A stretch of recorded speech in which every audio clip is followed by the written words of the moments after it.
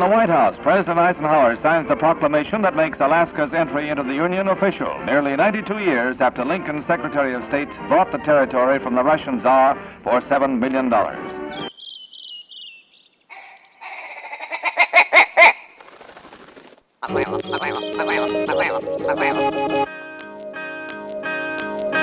The Alaska Wild Project podcast is brought to you by the following sponsors. Barney's Sports Chalet, supplying hunters with the best hand-selected gear since 1963. The exclusive home of frontier gear built for the rugged Alaskan terrain. Your one-stop shop for all your outdoor needs. Visit Barney's today at 906 West Northern Lights. Arbor Digital, the forefront of digital assets, cryptocurrencies, and wealth management, providing a low-cost, research-based investment strategy for Alaskans looking to invest their hard-earned money. Visit arborcapital.io today to put your money to work. Tailored Restoration 24-hour emergency home services, helping Alaskans restore their dreams since 1972. Services include fire, water, mold, post-emergency cleaning, repair, and remodeling. Give them a call in Anchorage, Eagle River, Matsu, or Fairbanks. Hit them up at tailoredrestorationalaska.com. Total Truck and Alaska Overlander, Alaska's premier supplier for custom automotive accessories and overlanding products, providing all-inclusive rental vehicles and trailers custom outfitted to explore the Alaskan backcountry with a unique and convenient traveling experience. Serrano's Mexican Grill, 2 locations, one on Tudor, one on Northern Lights. The Northern Lights location has their new tequila bar. Check it out. Also see their daily specials at serranosmexicangrill.com. TheTreehouseAK.com, located at 341 Boniface Parkway, Alaska's own and grown cannabis and CBD store. Ask the bud tender what the strain of the day is to get your 10% off. The Treehouse, where the culture lives. The Connoisseur Lounge, Alaska's premier locally owned and operated cannabis retailer, located in the heart of Palmer, Alaska. Their cultivated products include Snowcap Romance, Aurora Haze, Super Glue, and much more. Find them at theconnoisseurlounge.net. AKO Farms, located in Sitka, Alaska, built from the ground up with concentrates as their single motivation, with exclusive products such as their sugar wax, full spectrum diamond sauce carts, and more. Ask your local bud tender about AKO. Marijuana has intoxicating effects and may be habit-forming and addictive. Marijuana impairs concentration, coordination, and judgment. Do not operate a vehicle or machinery under the influence. There are health risks associated with consumption of marijuana. For the use of only by adults 21 and over. Keep out of the reach of children, and marijuana should not be used by women who are pregnant or breastfeeding. The Bait Shack, located on Ship Creek upstream of the bridge. Can't miss the bright red shack. They're the go-to fishing gear rental and guide service on Ship Creek. Tight lines and fish on. Come hook into the action with them. Hit them up at thebaitshackak.com. Anchortown Dogs, located on 4th Avenue across from the old 4th Avenue Theater. Look for the blue and gold umbrella. From reindeer dogs to bomb euros, they've got you covered. Anchortown Dogs, your local gourmet hot dog and sausage cart. Crude Magazine, Alaska-based media outlet using the last frontier as a springboard to discover larger truths about the cultures of our great state. Read more at crudemag.com. Lawn Pro AK, Alaska's year-round professional property maintenance team. Services include snow and ice management, weekly lawn care, and more. Get your free estimate today at lawnproak.com. Double Shovel Cider Company, located off of Arctic and 58th. Handcrafted Alaskan-made colonial ciders. They also have a tap room downtown on the corner of 5th and E. Stop by today and taste an award-winning cider. Lady with a Plan, your own Alaska event planner. From scouting the perfect location to planning the tiniest details, specializing in event management and production for intimate social gatherings. Find Lady with a Plan on Instagram.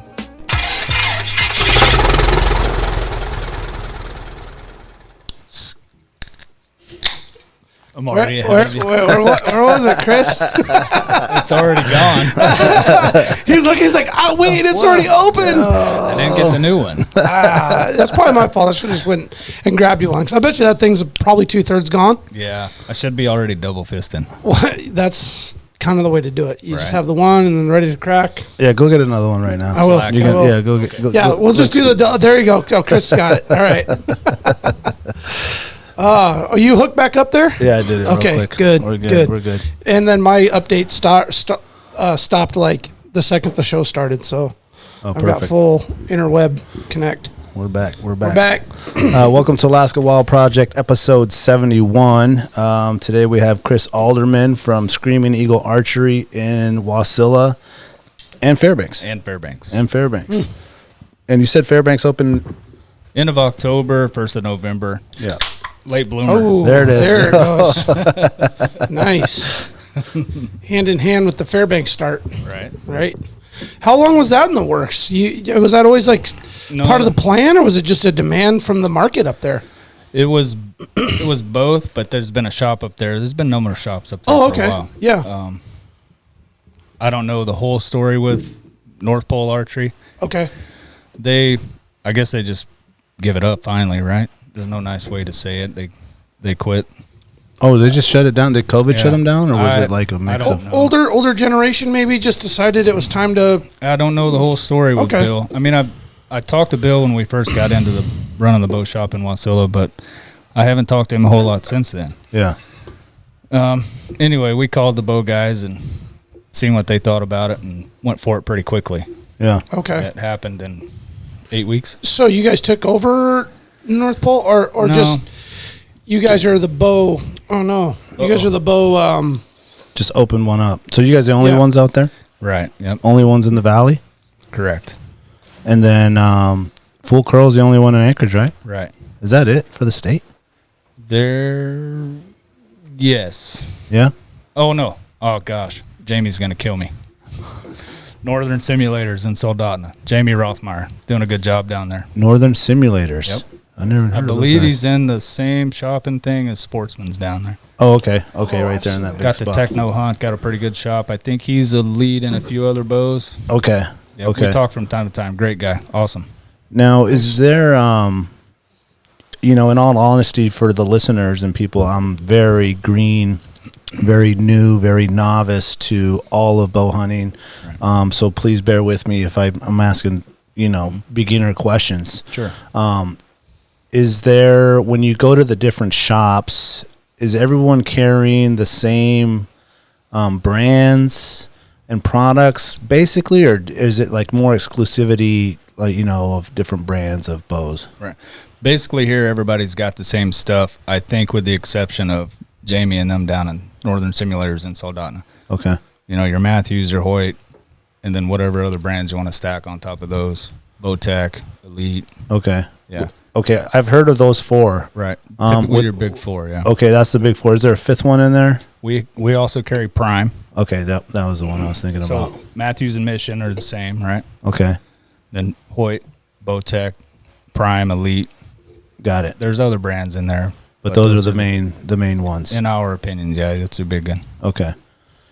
Is it so those companies when you're pulling them in to start selling their products and all that stuff, they're not looking for exclusivity? No. They're just looking to make sales. Right. Yeah. Yeah, they want a good, wholesome, all-around shop. Mm-hmm. From our experience. Yeah. I have talked to some guys in Fairbanks a couple of weeks ago. There was some Canadian guys in doing some fighter jet stuff up there. And they were shocked to see all the brands because they said where they live, you go to a Matthews store. Oh, it's Matthews store. Just it's Matthews. Like that bow shop has Matthews. Oh, okay. Or this bow shop has Hoyt. And I don't know why it's that way. Yeah. I didn't have an answer for the guy. Are those top 4, top 5 brands all American brands? Yes. Is there a Canadian brand? Not that I'm aware of. Yeah. Just wondering about I that. imagine there probably is. There's probably look it up. a lot of other stuff floating around. There's a few brands that come to mind that I'm not super familiar with. Yeah. But no, everybody's. Would you say the United States is the leader in bow hunting? I mean, you don't hear about many other countries or people that are into it. Right. In bow hunting, yeah, I would say. Is it mostly that deer culture? Yes, the whitetail. Yeah. Yep, whitetail is That's everything. your top of the bow hunting stuff. Yeah. Mm-hmm. What about like the big box stores and stuff like that? Because I walk by Sportsman's, and even I want to say Cabela's even has some bows and stuff like they that. have all that, yeah. And they carrying more generic To a point, yeah. things? Okay. All that stuff is typically on a just a quantity basis, right? Yeah. So like your Matthews or Hoyt, your Bowtech, those guys typically want you to come in and build a relationship with the shop and get personally fit instead of nothing on the guys there. This is what we do for a living. Mm-hmm. Those guys are there getting paid hourly, right? Yeah. With the exception of a few guys here, there's a pretty good crowd of guys that work at some box stores around here that are very efficient. They're awesome guys that know what they're doing. So yeah, they're like bow specialists, you'd say. Right. Yeah. Mm-hmm. Yeah. There's a little bit of stuff that goes into it, tweaking the person, getting them set properly, working through all the stuff, especially for new people that don't know what they're doing. Mm-hmm. Or, you come in and say, boss me around, tell me what to do. Yeah. We put you where you need to be, draw a link, talk about all the fine questions. And Yeah, it seems like, I don't know, sometimes you go to some of those big box stores and you got some teenage kid or someone that doesn't even know what you're talking about, Right. Mm-hmm. And so it's like, man, how much really personal attention are you going to get? Sure. And they're trying, but yeah, but he's getting paid whatever, $15 an hour or whatever it is, and he's trying to go home after that. And they may not typically care if you come back. We want you to bring everybody back. Yeah. I want to see fun pictures and all that. Yeah. We want to be a part of it for however much longer you're here, not just now and maybe in a day or two, but years. Build a lifelong customer. Yeah, a progression. Yeah. Where you're going to get them started with this, and then they're going to hopefully excel to that, or find whatever goal or spot that they're in in terms of the archery world. Yeah, and it's competition or hunting or just a hobby, right? Because what I'm finding in this very, very, very brief time that I've been playing with my bow, I've probably shot my bow every day for like the last 30 days. Nice. Every night. Awesome. I've made it a point to go out every single night or early in the morning and do it. Man, it's just fun, dude. It's such a fun, it's new. So like new stuff can be honeymoon fun, but it's like, the first time I pulled a release, I was like, oh shit, that felt really good. Right. There's like a therapeuticness to it. Yeah, absolutely. And so, it's like, even if you have zero interest in any competition or hunting, just to go out and pick it up as a hobby, make the investment and give yourself something fun to do. Right. Something to do for you as a person, for your mental, to a little you time. Just blow off the steam. Yeah. It's really kind of like what it's all about. Yeah, it does seem like it's just something, you don't need nobody else. You just block out a chunk of time and get out there. And I've said it before on the podcast, like my youngest son who just turned 9, we're big into fishing and hunting, and my older son, and he's not that into it. He's just not that into it. He's more social kind of kid. He still goes and has fun and all that stuff, but he's not like, hey, Papi, when are we gonna go fishing? When are we gonna go do this, do that? Right. And he wanted the bow for his birthday. I've been asking him what he wanted for his birthday, and he told me like 6 months ago that he wanted a bow. Awesome. And not because I had showed him a bow or talked about it. Didn't encourage and I'll be honest, I asked him, and it was from the game he played on that he plays sometimes, Minecraft. Oh yeah, yeah, because that's like a part of the game. And so he wanted for that, and he's like, I was like, why do you really want that? Like, you want to go hunting? He's like, no. He's like, I could just take it with me when we go fishing and when we go hunting, and I could go do that stuff while you guys are doing all that. Awesome. And I could do it in the backyard, right? And he's like asking me all these questions about could do it in the backyard, and so now it's his thing. Like, we went out 4th of July and we went to our buddy's place, and that was the first thing. I was like, well, this box is for you guys to bring your toys or whatever you want, and the first thing in there was the bow with the arrows. Yep. Awesome. And he tried to drag along we bought one of those big targets, Morel, I think it's called, the Cameron Haynes one or something like that. Yeah, the big block. And I was like, that's not going to fit. That's not going to fit with all this stuff in there. Yeah. But then I talked to Brandon, and he was bringing his. I was like, don't worry, there's going to be one out there. Nice. Yep. So it just, it's crazy that he made that connection with that video game. Right. You know what I'm saying? To wanting to do it in real life. Sure. Just all on his own. And now he's like so into it, and Big Brother's into it, and Big Brother wants to buy one. And he's out there shooting every single day. Yeah. He'll come home from soccer and not even take his stuff off, and he wants to go in the back and shoot the bow. That's awesome. Yep. You know, it's funny you brought it up that way. That's the way we see it now. 90% of the guys come in, their kids are wanting to get into the bows, and the parents are like, "Yeah." About 3 weeks later, they're back. Everybody's getting set up. That's right. And it's all the kids. So now it's not the parents bringing everybody in. Let's do this. It's the kids. Yeah. Yep. And it's awesome to see it that way. Yeah, man. You guys should really encourage that Minecraft game. Is going to bring some business. I had no idea. My kid plays that all the time. Yeah, and I don't even know what they're doing on that thing. I try to follow it. I was like, what are you guys doing, man? I don't know. But it led them to do something outside because they've been working for me they've been helping me out at the stand and helping me with my business and stuff, and they've been saving their money. And so he's like telling me, you know, they're pulling their money together because they wanted to buy some other like screen game, Oculus or something. I was like, no. Wow. I was like, no. I said, you're not buying anything that you can't use outside. You have enough stuff that you don't even use in the house. Mm-hmm. So think about something that you want to use outside.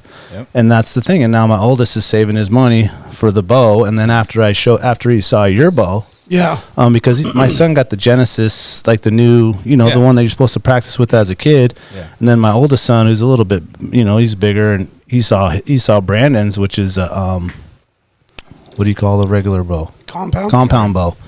And he's like, because he's in hunting. Sure. So he, it just clicked for him. He's like, oh, this is the one I'm going to need. Nice. You know what I'm saying, for hunting. So, and I told him, I said, well, it's going to be a little bit more expensive. You know what I'm saying? So we'll give you some more opportunities to make some more money so that you can go in there and buy the one you want. Right. So with the game stuff, we have some guys out. They make their kids shoot their bows for screen time. Oh. So man, the longer they're outside shooting bows and doing stuff, they get screen time for the games. It's like earning it. Yep. Oh, that's a great idea. That's a really good one, man. That's what I thought. Oh, that's a really good idea. Range, sun, or snow, right? Get out there. Oh, that's badass, dude. Yeah, it's worked out good for them. They come in quite a bit.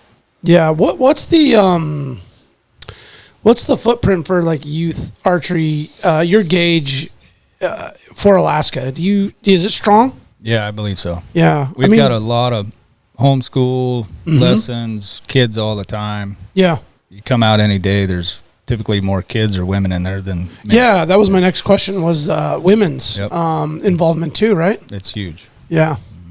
Yeah, and it's one of those like fun things that like everybody can do. I mean, grandma can grab a bow and absolutely set it up with the right poundage. She can, kick back and do that thing. And a lot of times, those people will be into just a nice traditional recurve. Something fun, no sights, no crazy draw length, getting fancy, just having fun shooting a bag, going through the motions and having fun with it. Yep. Yeah, I'm conflicted, man, because I want to do that, but then I was looking, I was shot yours a couple times, like, oh man, this is pretty nice too. So I want to go in there and just go full, like, so here's I'm gonna try them all. Right. So when you get the fancy sights, you get mad if you miss a spot this big. Okay. Right. When you go to the regular bow, you're happy you hit a spot. Yeah. Okay, that's the difference. Just hit the block, you're like, yes. Well, it was funny. So Carlo was like, hey, let me give it a shot. Yeah. I'm like, dude, I'm shooting 40 yards. And it's like the first time I even shot that far. And for some bow guys, 40 might be like, man, I'm all day long. And I'm like, I'm just out there like trying to figure out which sight goes where. And I'm like, man, 40. And he's like, let me give it a shot. I'm like, man, first shot, 40 yards? Like, I mean, all right, man. So I'm trying to walk him through like the draw, and then his arm, like he's trying to hold it and trying to tell him to like, use the meat of his hand and like to get his arm away out of the way, man. And the strings just skid his forearm up. One and done. One and done. He's like, no, I'm good. Yeah. I was like, they actually make a little arm guard thing for that. That sucks. Yeah. Well, that's a very rookie thing, because when I was with I don't know how to instruct him either. I'm like, I don't know fucking enough about this. Yeah, like, man, you got to go to a guy, man. Like Dave walked my son, Dave at Full Carl. He walked my son through it, and I had full intention to go in there and just buy him the bow, and I just thought we're just gonna take it home and shoot. And Dave's like, no. You got to like take a lesson or two and then figure it out. And I was just soaking it all in on the side, and then he showed me how to do it too. And it's just, it's a very awkward position at first, when you go to hold that thing. Your hand that way. Mm-hmm. Yeah, because you look at it and you just automatically want to just grab it like a. Yep. You just want to grab a hold of it like a bat or a hockey stick. Mm-hmm. Yep, till you get whacked one time, and then you're like, no, I don't want to skid your skin right off. Absolutely. Mm-hmm. Yeah. Yeah, so that first week, my dad had come up from Arizona, and he's like, oh, you got into the bow thing? I'm like, yeah, I'm just messing around. He's like, yeah, are you whacking your forearm with the strings? And I was like, no, man, I'm good. And I looked down, and my arm's all bruised up. And I'm like, well, wait a minute. Like, maybe.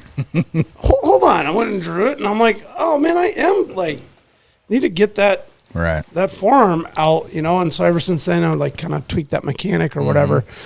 But I was surprised. I didn't even notice I was smacking it. It just was enough light little. Just to bite at the end, right? Yeah, and then it bruised it up a little bit, and it made it sore. So then he was pretty generous when he was up here. It was during my birthday here just recently, and he got me the arm pad. He got me a full-size rut buck. Right. Nice. Whatever that thing's made out of, that foam. Mm-hmm. Rut buck? Yeah, it's like a big-ass, life-size buck, whitetail buck. 3D gotcha. target, yeah. Yeah, it's got legs and the whole thing. And it's got, the lung and liver, heart. So you can actually. Okay. Right. Yeah. Okay. What did you call that? All your kill zone stuff. Kill zone stuff. Out, yeah. Okay. Yeah. Yeah. Anyway, gets me the bow case, the whole thing. I'm like, man, that's cool, Dad. Thanks, man. He's like, what do you want for birthday? I'm like, I don't really know. He's, well, shit, let's get you some bow stuff. I'm like, oh, that's really actually a good idea. Nice. So he gets me a bunch of stuff, and he gets me that little arm guard after he found out I was smacking my forearm. And I'm like, yeah. Well, get that last thing. I should probably have one of those, but I have yet to put it on now. Yeah. Because I figured out how to get my arm out of the way, and now I'm not smacking it. Yeah. Step one, fix your grip, right? Yeah. So get that, because we don't want anybody doing that. Yeah. That's the biggest thing, like your buddy, one and done. Yeah, he was like, I mean, he probably would, sling an arrow down the, range again, but it was just like, I thought he burned himself. I was like, oh, you didn't burn yourself earlier? At the hot dog stand? Yeah. He's like, no, I just did that. Oh, yeah. I was like, that looks painful. A little bit. Yeah. Speaking of that, did you have a good time this weekend? Oh, man. Dude. I had such a good time out there. Fun in the sun? It was fun till about 8 in the morning when you got to wake up in that tent and it's, 102 Fucking in there. Dutch oven? Yep. After drinking that till 3 in the morning. Yeah. Oh, my goodness. And it was so much fun. Our buddy has a really big property out there, and he's got a big lake area. Pretty much his own lake out there. It's small. It's non-motorized. It's warm. Yeah. I wouldn't say warm, but it's small enough where it's the water's nice. The water's nice. Super deep and smaller lake, right? Yeah. Yeah, exactly that. It's about 18 foot is the deepest. Right. Mm-hmm. He's got himself a nice gun range out there and an ATV dirt bike track that he made, and so I want to say there was about 20 families.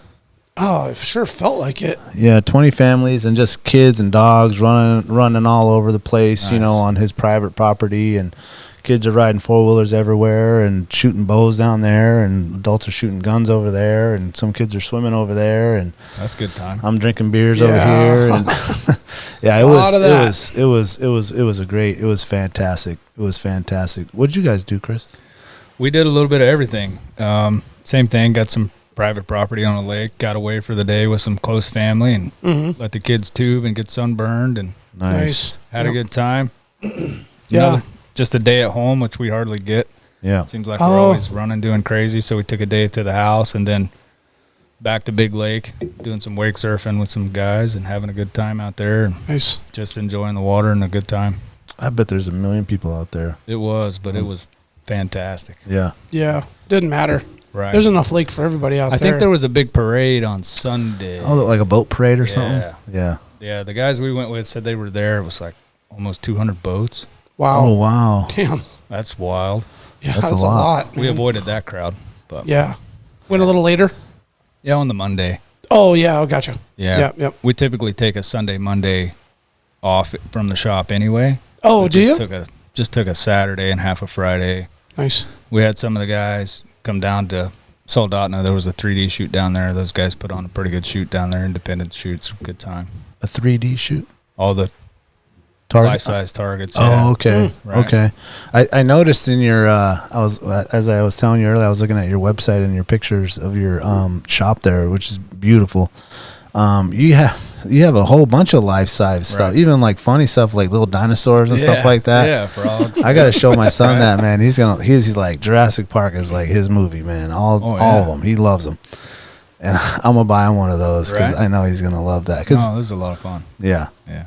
Yeah, let me pull that up actually real quick. I was looking at your thing right here. Mm-hmm. Yeah, so those guys will put on a nice shoot, and you can compete, keep your score, or just go have fun. Mm-hmm. It's typically a walkthrough course, different yardages. Okay. Whatever. I had a question about yardage, and I'm sure this is like varies between skill set, right, application, what kind of shooting you're doing. Sure.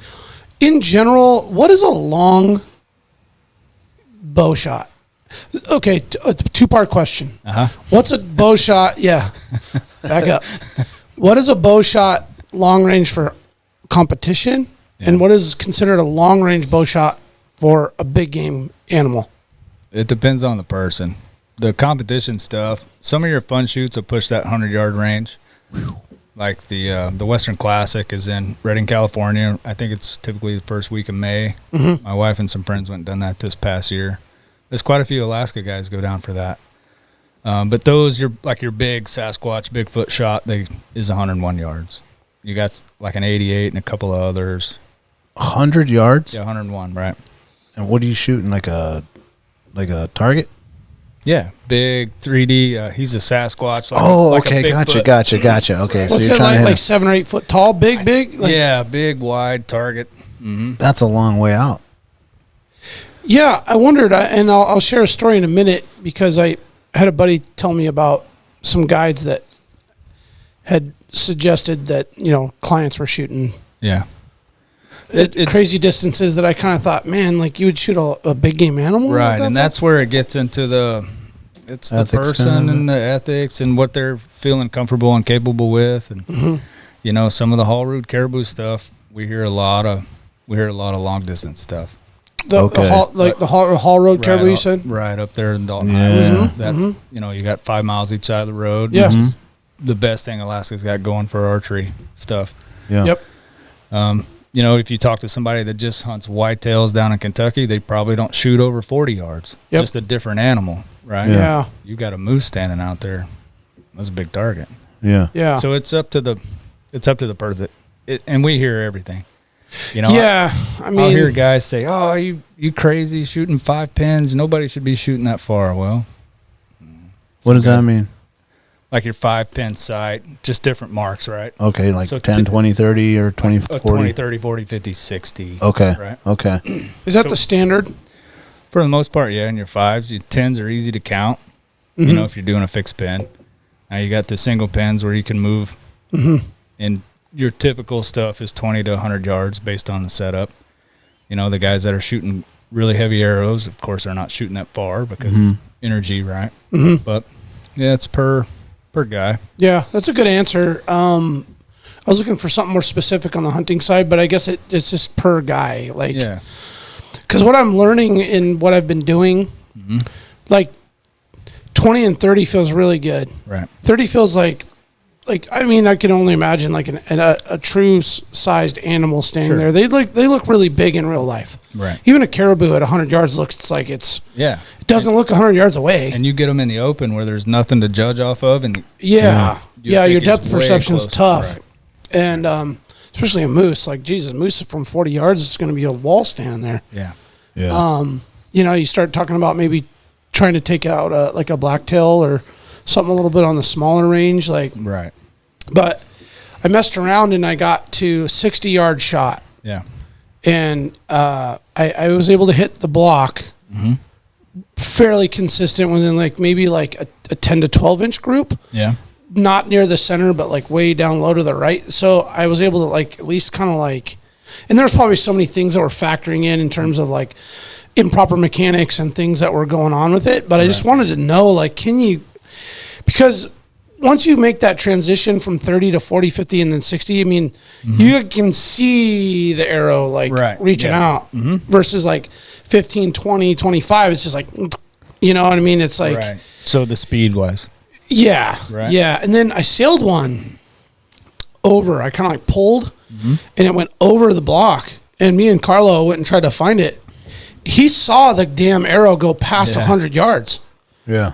Into the, like, it went into some dirt, went through some brush, and like into the alders. He's like, yeah, I saw the dirt and it went over here because I had no idea.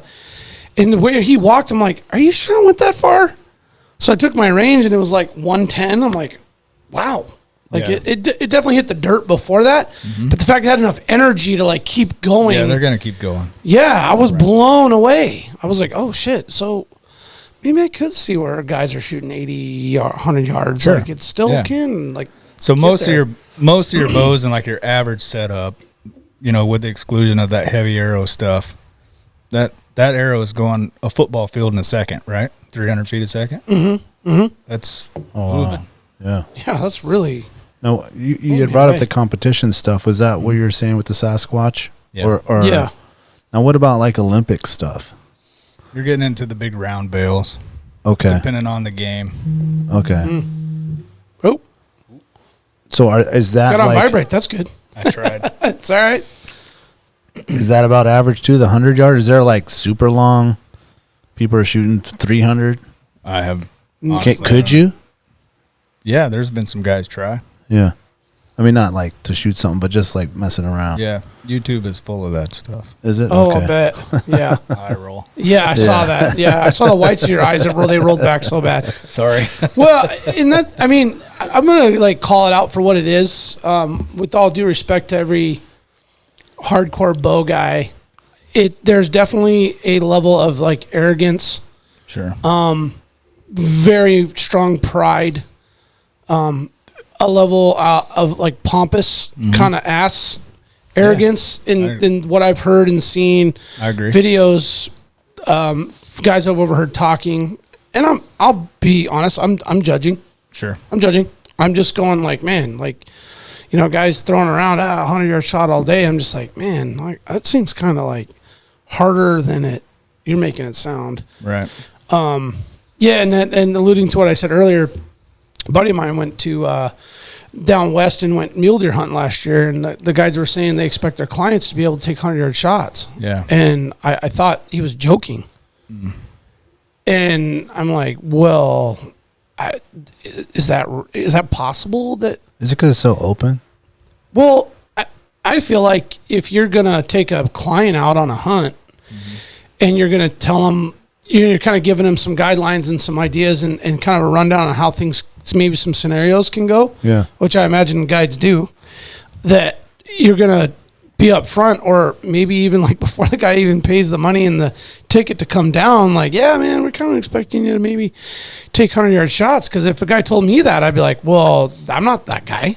Yeah. You know, and then I thought it was like, was that just like some arrogant shit? Like, is that really kind of what they do? Some guys do they expect that? I mean, yeah, I think to a point, some of it's expected. I'm not saying it's not doable. Like, right. I'm not like trying to like clown on those guys. I'm just saying, like, it seems like they're throwing it around kind of loosely, and to me, that seems like you have to be incredibly proficient, knowledgeable, experienced. Like, I mean, to ethically think you're going to shoot something that far and make a kill shot. Yeah.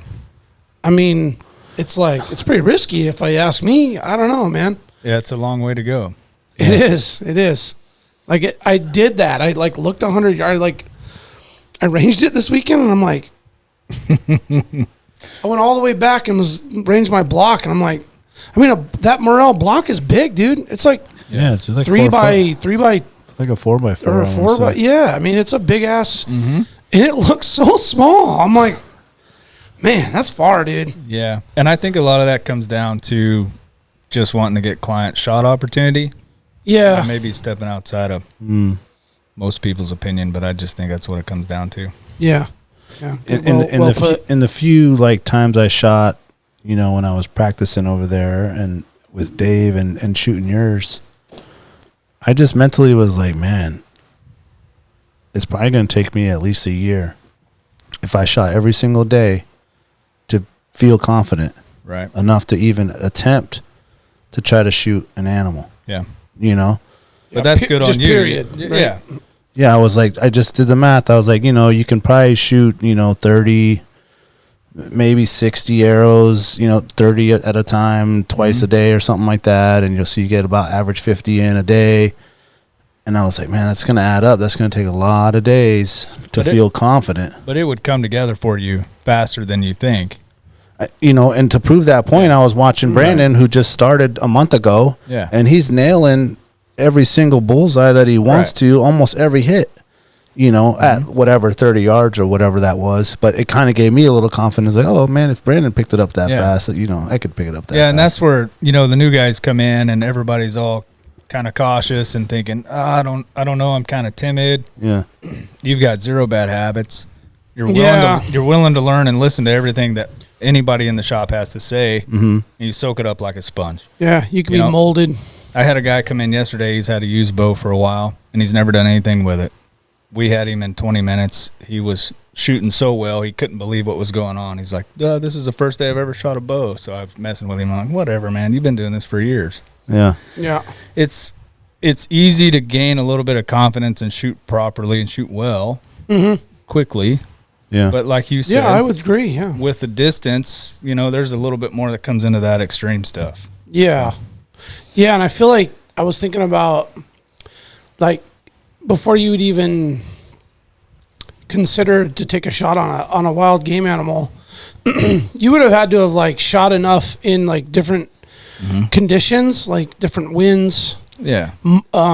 Dusk and dawn. Right. Like those are going to kind of mess with your range and your eye. And you would have shot and practiced enough in those, like, to know what's going to happen. Yeah, like what does like a 9 or a 5 knot wind do in a 10 and a 15 and and like have that like idea of kind of what the arrow does and you've shot enough times. Like, for instance, like I've been going out late at night mainly for time because the freaking days are so busy and long but I like to go out late because it's kind of fun to shoot later and test your eye. Like I went out really late last night. I was shooting like at midnight. Nice. And it was not dark, but it was like dusk. Yeah. Man, I was shooting like shit. And I was like breathing good, and I felt everything was like, I actually mechanically felt more sound than I ever have all this time. Yeah. But I couldn't hit nothing. And I was like, and I had a couple of beers. So I mean, I was like, well, typically this is group tightener. Yeah. Well, you know what I've kind of equated it to a little bit? And I hope this doesn't like offend any bow guy. Bowling. So like if you've ever gone bowling for fun, right? First round's like choppy. Then you get a couple pitchers down. The second one, you're just like zoned in. Yeah. And then the third round, you're just like guttering them left and right. So it's like you have this like little time to sit back down. Sweet spot. Yeah. Nice. So it's like I kind of feel like after I've thrown maybe like 35 or 40 arrows, I start kind of getting maybe tired. Yeah. And then I just stop. Yeah. Yeah. Yeah, come back tomorrow. Starts crushing my confidence. I'm like, oh, man, is that about the average of once you start feeling that fatigue, like 30 arrows? That's what I'm feeling. For you? Yeah, like once I do 25, it just things start to like not the consistency. Like the first 10 are kind of like, and then I do 10 or 20, and it's really good. And then kind of after that, it's just kind of like, a couple are good, but you're out there by yourself. Yep. Right. Yeah. So difference from there to shop. You shoot 4 arrows and we talk for an hour, right? Yes. Yeah. No, the fatigue definitely going to get you on that. Yeah. Right. What's like a good time between a shot? Like, I mean, that's probably person to person, but whatever you're feeling, right? Yeah. I mean, is it like, sometimes I feel like maybe I got a little 30-minute window. Sure. Yeah. And you're tired. But then if you got like an hour and I'm going to drink a beer or two while I'm doing it, I'm just like, every 5 minutes. Man, and you'll have those days, right? You go out, like you said, everything's on fire. Everything's firing good. You're having a good time. Some days it just sucks. I'm not the only one then? No. Okay, good. Not at all. Good to hear. Yeah, good to hear. Let's take a quick break real quick, and we'll come back, and I want to get into some of the history you got in Alaska. We'll do. Barney Sports Chalet, supplying hunters with the best hand-selected gear since 1963. Barney specializes in supplying hunters with the absolute best Alaskan-proven gear on the market for some of nature's most rugged and demanding terrain. Whether you're headed to the remote volcanic islands of the Alaska Peninsula in search of a brown bear, or the shale-infested glacial valleys of the Brooks Range for Dall sheep, it is critical you choose the right gear for your dream hunt. Don't miss Barney's exclusive brand, Frontier Gear of Alaska, tested from the high mountains of Tajikistan to the extreme conditions of Alaska. These products were designed for high performance and durability. Frontier Gear was derived from decades of experience hunting big game in Alaska. Paired with other top brands, it provides you the absolute best gear selection anywhere in the world. Stop in at Barney's Sports Chalet in Anchorage on Northern Lights or check out their custom website and reference tool at barneysports.com. Arbor Capital. Arbor Capital is based in Anchorage, Alaska, and it's your go-to wealth management company. Arbor Capital is at the forefront of digital assets and cryptocurrencies. If you've been looking to invest your hard-earned money or you just want to learn more about crypto, blockchain technology, or digital investments, give their website arborcapital.io a visit. What's great about Arbor is they provide a low-cost, transparent, research-based investment strategy for digital assets and traditional investments as well. Arborcapital.io is your first step in putting your money to work. Let one of Arbor's investment professionals walk you through your options for financial growth and security. Start investing for the future today at arborcapital.io.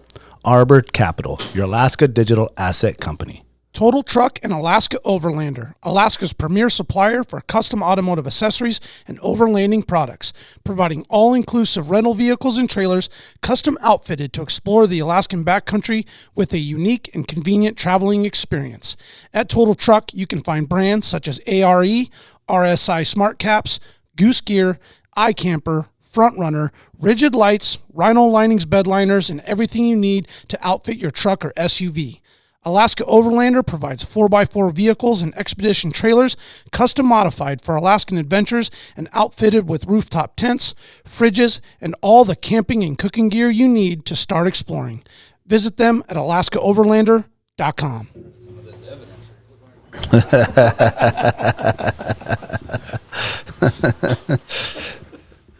Oh, that's funny. It's getting lushed out.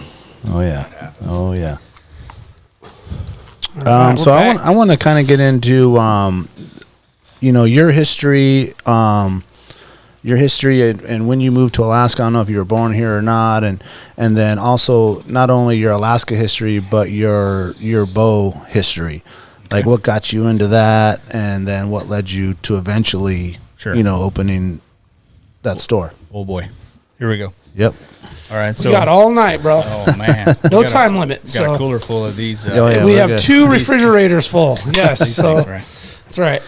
So I shot bow as a kid back in Florida. Born and raised in Florida. What part? Outside of Tampa, a little strawberry town called Plant City. Okay, yep. I went to University of Tampa. Small fun fact there. Gosh. 1 year, and then my mom said, "Come home." Oh, I wonder why. Funny thing, real quick, there was a guy in there today that knew some people that lived in Dover, Dover is like the butte of Plant City. Okay, okay. It's just crazy. People come in with that stuff. So just mostly hog hunting, Florida redneck, right? Growing up on a farm, shooting bows, shooting arrows into the sky and hoping we don't hit the cows and everybody else, and just having a good time. But I hung out at some local bow shops there before I got my license, started driving, found beer and girls, stuff like that. So nothing competition-wise, but just hunting, having a good time with the boys. Fast forward, I've had family here for a long time in Alaska since the 80s. Talked my wife into marrying me and moving up here. Followed my mom and dad. And I moved up with Cat. So I worked with Caterpillar back home out of Tampa. Okay. Heavy mechanic. Mm-hmm. Got on with NC up here. And it's not a transfer, but it's the same line of work, right? So I finally talked those guys into hiring me from Florida. And here we are, 2008. Summertime, my wife's pregnant with our first kid. We don't really know anybody other than a couple of guys at work. So I go to Sportsman's Warehouse and buy a bow. Because I want to bow hunt moose, I want to bow hunt caribou, right? And I want to go bear baiting and have all the good stuff Alaska's got to offer because I don't know how long I'm going to be here. Drug my wife up here away from the family. she thinks we're here for 2 years and we're going back to the swamp, right? Gotcha. So I'm trying to hurry up and get it done. Buy a bow, talk to some guys at work, and they're like, oh, hey, there's a bow shop. They just opened up in Wasilla. So there I go. I go in there, start asking for help and talking and having a good time and just hit it off with those guys in there. What shop was that? That was Screaming Eagle. Okay. And I don't know the exact timeline. Tony opened that somewhere 2008 or around there when I got here, I think. Wayne was the main mechanic in there at the time, the main boat guy. Just instant buddies with Wayne and his wife Shar right out of the gate, drinking beers after having a good time, doing some hunting, some bumblefuck hunting is what we call it. Pardon my French, but that was Wayne's term for what I do. There's no censor here. Yeah, so try to be nice. So just started hanging out at the shop a lot. That's where we met everybody that we're still friends with. We didn't have any friends here, so now we call them family. We met at Screaming Eagle. Yeah. We met there shooting bows. I got my wife shooting bow. Her first animal she took was a black bear with a bow. Like, my wife never killed a squirrel or anything, right? Nothing with guns. It was just black bear with a bow. Yeah. And we're off. She loves bow hunting. Wayne and Tony kind of started splitting up, I think. There was a guy stepped in. I talked to Tony about buying the shop in 2012. And this guy, Rich Hamby, he bought it for a couple months and had some family stuff go on. I was still interested, so I bought the shop from him, and here we are. Yeah. Wow. That was April 2013. Yeah.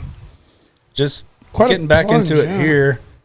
Yeah, it all kind of happened pretty quick. I mean, just looking to do something other than work for other guys. Yeah. You know, having a love of hunting and not like a hardcore archery background like some people expect. Like, there's guys that know way more than I do, right? I'm not scared to say that. I learn something new every day. Yep. We've been lucky. We got this guy, Andrew Wilson. He's running my Fairbanks store.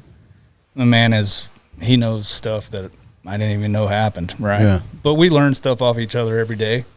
We got a pretty good team going. Had those ups and downs and just keep kicking butt. And we hired a new guy. Craig's on with us now, and I got a couple of part-time guys. Mm-hmm. Just trying to head down and grind and keep having fun, helping people get into shooting bows. Was it always the same store, the same location that when you bought it, or did you? We did. So when we bought it, I didn't want to change the name and get into all that because there was a few stores that were pre-Screaming Eagle. There was the biggest one we hear out there was Fletcher's, right? And then Judy and them had Bear Paw Archery. She gave up the retail. She closed the retail, but we went and approached her and just brought her in because she's so awesome with the kids. So Judy's been a vital part of our homeschool lessons, learning, like keeping the kids going and all that. So Judy's been teaching kids out there in the valley forever with the archery stuff. So we had the retail stuff going, kind of knew who everybody was, but we didn't know everybody. Just approached Judy. Now she's, we're all part of the family with her. She's a big part of what we do with the lesson stuff. But so she come in with us. So we kept Screaming Eagle just so it would stay the same. That was Tony's store name, I believe, from his dad being in the military, I think is where that goes back to. So we just kept it that way. We did move locations around a little bit. We tried a bigger shop, a big range, kind of a little further out of town. But it was honestly, it was kind of a pain in the butt to get to. Okay. It wasn't extremely convenient to access. Yeah. Was that the old the big shop on the hill there? Yeah, the blue shop, right? The blue shop. Okay, Yep. that's where I first saw you guys. Yeah, so those guys were, of course, property investors, and they lived Arizona somewhere. They didn't even live here, and they never wanted to sell the building. So we started looking back. We'd known Roy Roth and Jill Roth for a long time, so we met Roy for years, shooting bows down there with Wayne, and got to meet him and Cameron Haynes when he comes here with Roy because they're buddies way back when. Cool. So it was fun to be a part of that and be Roy's go-to place. And he passed away on the hill hunting sheep up on Pioneer. Yep. So we approached Jill and were able to purchase their building. So now we're in the building that Roy built. So way cool. A little House of Roy stuff going on there. Yeah. Yeah. And you were able to purchase it. Yeah. So it's yours. Right. Oh, congratulations, man. That's badass. Thanks. Yeah. So Roy built that building, and they kind of added on. It was office spaces and rentals and stuff. And I think he subdivided that lot basically and sold a portion of that to Tony to build a bow shop on. So there's another business there, Zero Lot Line. We're in the building attached to where we initially started. Okay. Right. Yep. And that would give you the ability to do your certified indoor range. Right. Yeah. Yep. The certified 20 yards. Yep. So you can do all your competitions, all your legal stuff. Yeah. Yep. Is this it here? Where is this? This looks like a gym. Yeah. So Roy's cousin, Chris Stringer, passed away in a boating accident years ago. So he built the Chris Stringer Memorial Basketball Gym. Oh. So Roy was coaching I believe the Palmer High School guys, his kids and all the guys there. Like, there's handprints in the concrete, and they've all signed the wall. Like, we kept all that stuff there. But all the lines are just painted in on the plywood strips, right? And Roy and them put in there, and we didn't want to go in and change anything up. So no, it looks that's cool that you did that. We've got a range on a basketball gym. Yeah, well, I mean, it gives it a really cool flair and history. Yeah, and it's classic Alaska. It's been changed every summer for 20 years, right? It's let's add this on, let's build this, let's build this, and yeah, you kind of walk in and come downstairs. Of course, we get gruffed at for having to walk down some stairs from time to time, but that's just what we've got. Oh, the actual range is down low. Yeah, so you come in the retail, and when you walk in, there's just a nice landing up top, and then you actually come down stairs into the retail, and the range is all downstairs. Cool. It's nice and cool right now. We do have AC. Oh, man, really? That's the highlight. What the hell in Alaska? Someone's smart. Someone's smart. So let me backtrack a little bit. When you were working for NC up here, and then you decided that you were going to buy the shop, right? Was it just like both feet in, you quit your job and went for it, or were you kind of trying to do a 1/2 foot in? Right. Yeah, you had a good job going with NC, I'm sure, right? Yeah, it was awesome. Getting to travel, see the stuff, a lot of work at Fort Knox and the gold mines, and seeing all the huge equipment. None of that stuff. Oh, so you were like a mobile? No, we would just go to where if somebody needed stuff, I wasn't scared to just go. I want to go see it, right? Because I come from Florida with the smaller equipment, and all this gold mine and stuff here is crazy. It's huge, right? We put together some loaders. These things have got 12-foot tall tires and. I mean, turbos that I can get in. Who doesn't want to look in one of those? Yeah. Right? So it was fun to see some of that stuff and see how all that worked. Yeah. We had some growing pains, but we just did what we could. So we hired a guy of ours, a buddy of ours at the time was Gordon Allington. He come in and run the shop for us full time, with Beth and I trying to do what we could and still maintain the family and the full-time work and the benefits and keep all that stuff going and just slowly hope to grow and get better. Yeah. Yeah. At what point did you go full, like, that's it, I got to concentrate all the way on this thing? I was kind of forced out. I had a supervisor there that eventually said, you need to decide between your business and us. Of course, that was one of those backside conversations that the company didn't know about. But at that point, I was tired of being around that guy. He was just a negative thing to be with. Yeah. Yeah, nobody needs that in their life. We were kind of at that point where it was like, all right, we're either going to sell this off or go for it. Yeah. And, we went for it full time. That's awesome. And then kind of scary, though, huh? Oh, of course, man. It's got to be. Yeah. You still got to pay the mortgage and then the... But we had some fun stuff like... Jonah Stewart with Jonah's Outfitters. He let me come in and guide some brown bear hunts for him. So we were doing some guiding and some filling work and playing and just trying to do advertising and figure things out and just keep working, keep grinding. Yeah. Yeah. That's how it goes, man. I mean, people think they're just going to start something and it's just going to fly, but it's a lot of doing what you've been doing as you build that dream of yours until it finally becomes, successful enough for you to make that full transition. Yeah, 9 years coming in. Yeah. Since we purchased the business, I went full-time 15, 16, somewhere in there. So, 6 years, just my wife and I. And then, we've had Gordon helped us for a couple of years there. Andrew's been part-time and this and that, and he's been running the shop full-time since we started that in Fairbanks. I've had some part-time guys. We got Dylan as my part-time kid. He's doing great. We've had Walter and a few guys come through that just help us out and just keep going. The shop guys come in, help fill in. Yeah. Yeah, Craig's full-time now, right?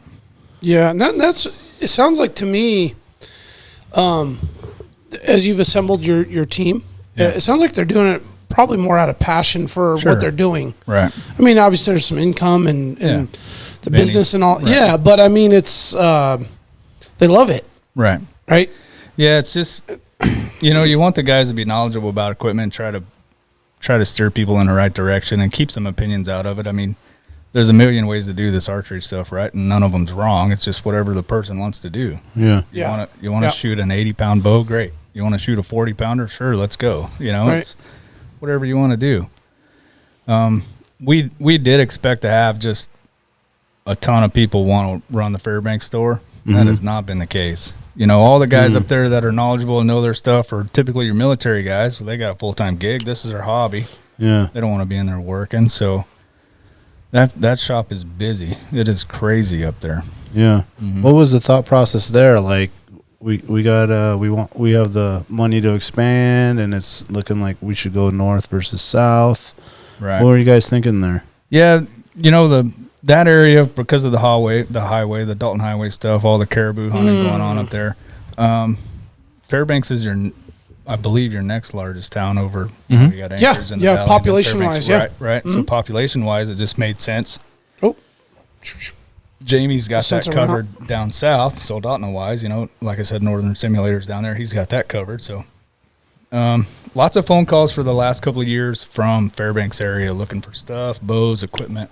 Having to always mail stuff and low ship demand, stuff. Right, so it gets into that gray area with shipping bows, right? Because technically you're not supposed to ship bows.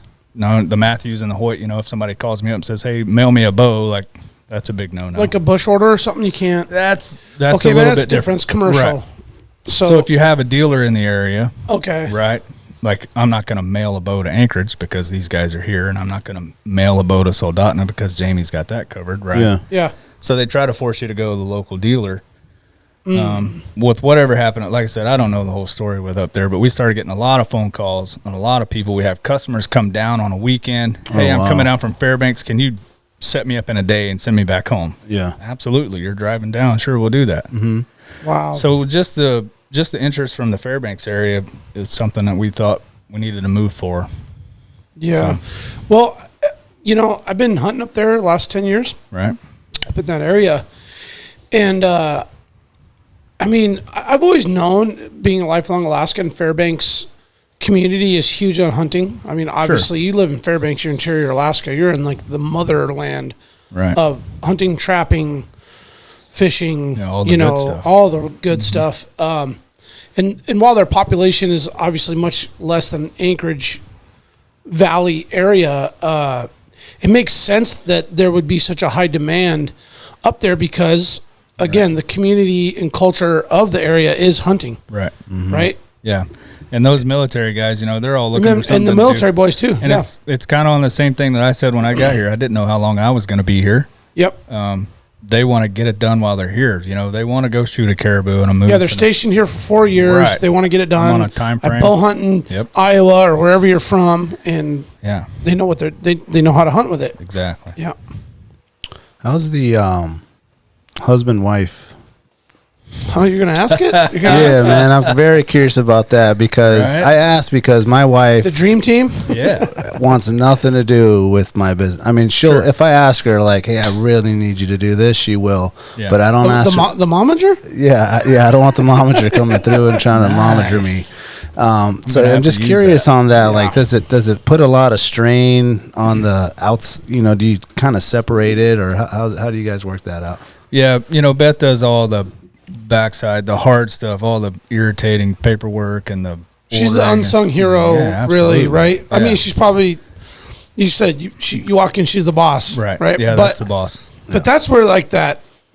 The back end stuff is all the accounting stuff, all that, making sure we've got what we need, inventory, paying those bills, doing that stuff, taking care of all the emails. It's crazy the stuff she puts up with. And we kind of laugh. It's kind of sad at the amount of people that come in and say, I could never work with my spouse. And we're like, man, we get to be together all day. We have fun. I mean, every now and then she wants to strangle me, but that's well, what are husbands for, man? I mean, we're punching bags. That's what we're supposed to. Yeah, I mean, we kind of laugh at some people come in just to have a show because I don't know, we have a lot of fun through the day. The banter and the fun stuff. Yeah, we're having fun and popping jokes and being silly and but we're all in there that way. Yeah. Mm-hmm. So she has her stuff that she does, and I just. They call it customer relations. I get to talk and have fun and talk about hunting and do all the fun stuff that everybody wants to come in and talk about. But she's really good at that stuff too. Like leaving here today, she's setting up a bow, doing stuff for a guy, adjusting draw length, putting in a beep, getting him set up with arrows, just taking care of whatever needs to be done. Yeah. And she's a badass.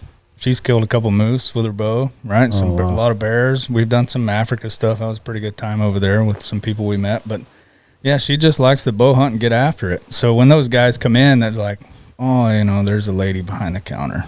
Like, man, she knows more stuff than most of the people walking in. Yep. So the only thing she can't do is pull a bow back at, a long draw length or heavy poundage. Other than that, she's tuning and doing whatever needs to be done, taking care of the guys, make sure everybody's happy. Yeah. So we've kind of gone to where I'll take most of the guys that come in, and then with the ladies and the kids that are coming in, because that's starting to be more than the guys. Yeah. We kind of talked about that earlier, kids bringing everybody in. So Beth will take the kids or the ladies, something like that, and then we'll do everything else. But yeah, we split it and we have fun. That's good. That's awesome. And then we mentioned earlier you have a daughter, right? Yep. Is that daughter and a son? How old are they?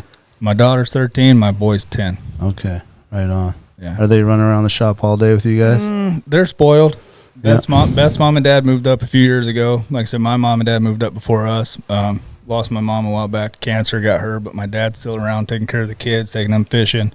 Nice. And then Beth's mom and dad are in. Of course, Beth's dad's still working a little bit, but they are there. From Florida too. Yeah, they come up nice. Yep.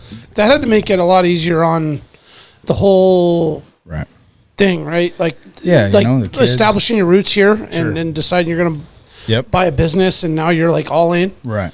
Now you've got the family support. Yeah, we kind of talked about that 2 years thing with Kat, and then we're going back home. But just the longer we were here, the more we realized that we were just better off. There's just a better way of living. There's more work. There's better work. There's more stuff to do. You got hunting and fishing. Oh, yeah. It's just where we wanted to be. Yeah. So, eventually they followed us up, having a good time. We want to see the kids shoot. My daughter has picked it up in the last few months. She's crazy shooting one of them back tension hinge releases. What the heck are you doing? When you want to pull a trigger. But she likes is that like... Yeah, where you're just pulling through like a hinge click. Yeah, I seen a guy kill a New Mexico elk. Mm-hmm. And he had this like aluminum thing, and I'm like, oh, that's got to just be some next level shit. I was like, I didn't even know what that was. Yeah. It's not the regular release. Yeah. I don't know if that makes it harder or something, or... It's supposed to help you aim better. Who knows? Oh, okay. Some of those guys will tell you, I'm the trigger. Yeah, it's a preference thing. Right. Yeah. But she likes that stuff. She likes the target side. That bow is teal. It's the craziest blue electric teal thing you've ever seen. Oh, sure. She wants to hunt with it. Sure. Yeah. Let's go. Yeah. Right. My boy, he has fun. He wants to do a little bit of hunting, but he is the hardcore fishing. He don't get that from me. All he wants to do is go fishing. Yeah. So Grandpa takes him fishing. Perfect, man. They have a good time. Yep. Yeah. I want to backtrack a little bit more.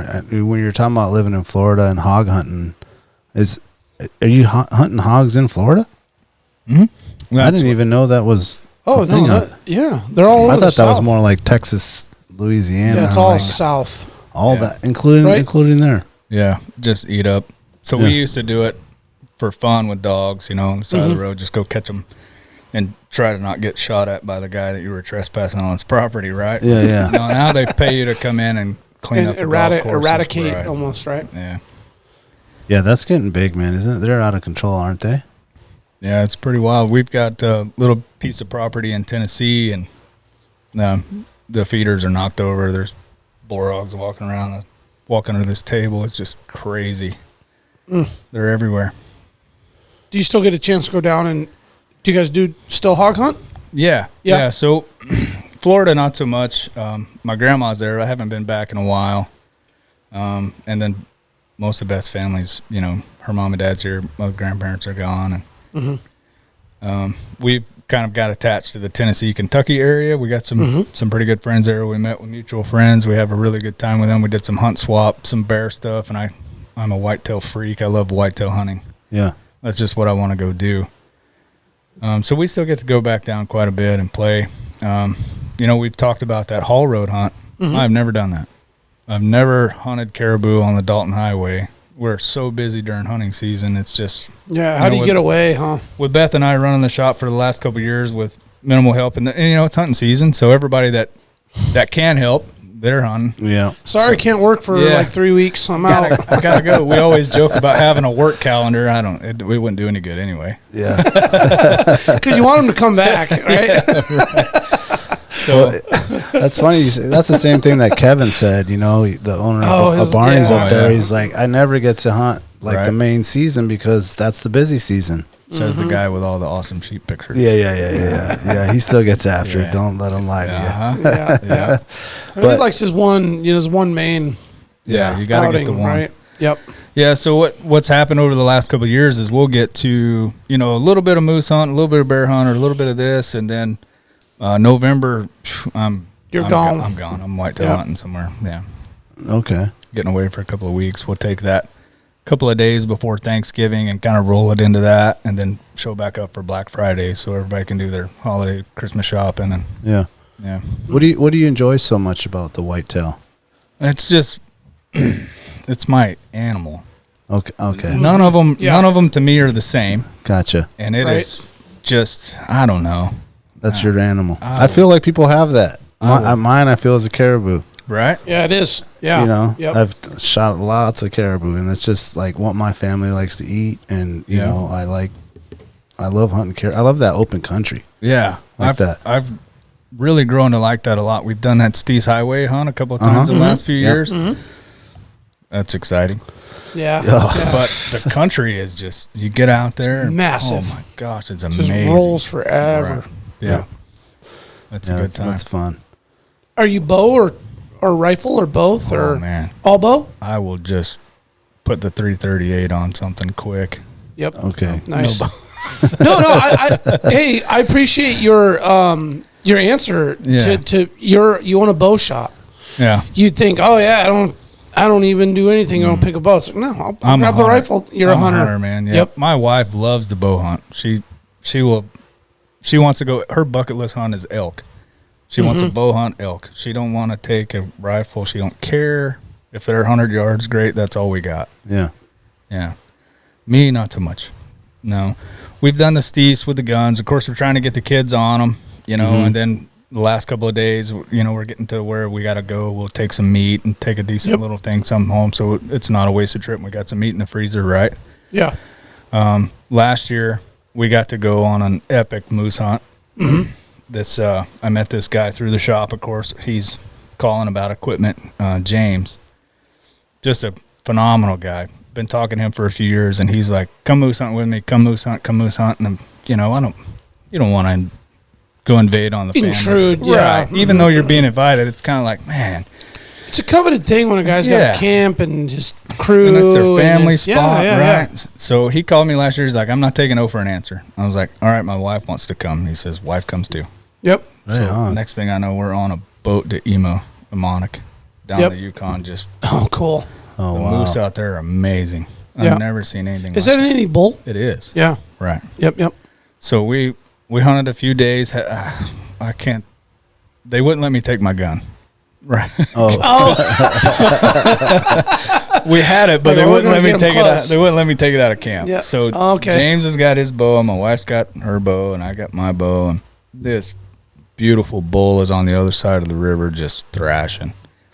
And he started to swim a few times, and he wouldn't, and he'd kept leave. Tiptoeing in and coming back. I mean, probably a 60, low 60s, 4 brow tines on it. Just a beast. Oh my God, he's beautiful. Oh yeah, I got pictures of him. Yep.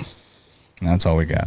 Oh, okay. Yeah. A couple of days later, we're got this nice cabin. I call it nice. And out there where we were, that was a really nice cabin. If you're staying in a cabin, yeah. James's The family. shelter's really nice. Yeah, it was amazing with wood burning stove in it. So Beth is up. Of course, I'm being lazy. I'm tucked in the sleeping bag. She's making coffee, and she goes, "There's a bull outside."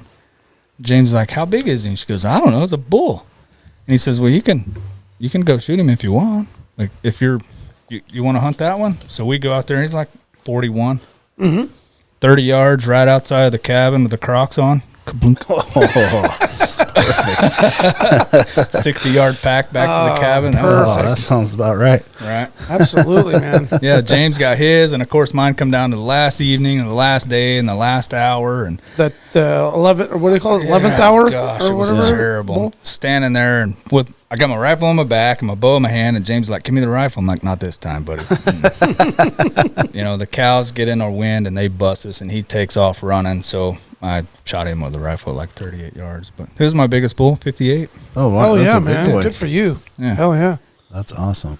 So Yeah, you were not hesitating to put that bow down. And, no, I won't. Yeah. It's sad, but Yeah.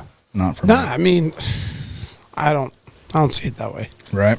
I think if it's like your time and it's going to happen, Sure. just like wifey, she coffee, Crocs, Right. pull down, Yeah. bam, it was meant to be. Super happy. That's with how. that. That's her That story. was fun. Yeah, that's her bow kill. We hunted a lot of moose that week with him, and just missed opportunities or not close enough. That 120 yards and some bulls and this. Had a fantastic time. I've never seen anything like that in my life. It was amazing. calling them in and doing the thing. They and- weren't so responsive that I was thinking they would be. okay. Like you could just get they one just- to just. There were some you could pull up. You see a couple of nice bulls fighting, do some calls, and they just kind of look at you and Yep. Yeah. they go the other way. Well, whatever. Yeah, they It got to was be good. in the mood. Yeah, it was a good time. Nice. How's your moose call? I don't have one. James was doing it. You never even tried? No. Oh, No. don't. Come on. Not out loud. Not when anybody was around. I was going to say, you've been Just out in the there. shower? You see the red face? I did. He's blushing a little bit, isn't he? Yeah. He's going to go home and practice in the shower. Sounds You, like it. you know what's funny? You asked that because I think he was alluding to seeing if we could get one out of you. Yeah, not gonna But happen. I don't think. That's why the red come on. Okay, Yeah, that's. okay. He's like, yeah, nah, motherfuckers, ain't gonna No, happen. sound like a used up hooker. That could be a good call. No, but it's like there's like a tremendous amount of confidence that has to go into. Right. I mean, doing it by yourself can be humiliating. Sure. Enough, but if you're like got a group of guys and you're like you kind of have this audience and you're just Yeah. not sure, and it's like you either like got it and you want to do it Yeah. and work on the craft of it, Right. or you're like I just hunt and the homie does it. Yeah. This Like- dude's scraping, this dude's calling, I'm glassing. That's my Yeah. my role. My dad and Uncle Mark, I've watched them guys call moose across the swamp, make them bulls swim, get up here and stare at you in the face. Yep. It's amazing. Drooling and, Yeah. and puffing and puffing and yeah. It's crazy. It is when you said your animal, I feel like mine's the moose. I think so.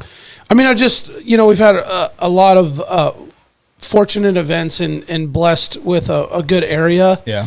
where we by no means do we have like numerous amounts of big trophy, huge bulls or anything like that, but Right. we see enough. I just call it habitat watching because you just get to see them just Yeah. doing their thing, Do what they do. and that is the coolest damn thing to watch with moose because you can manipulate them and you can talk to them and you Yeah. can versus like a bear or something where you can't. It's kind of hard to get them to come in, Right. if you're not feeding or doing that kind of thing.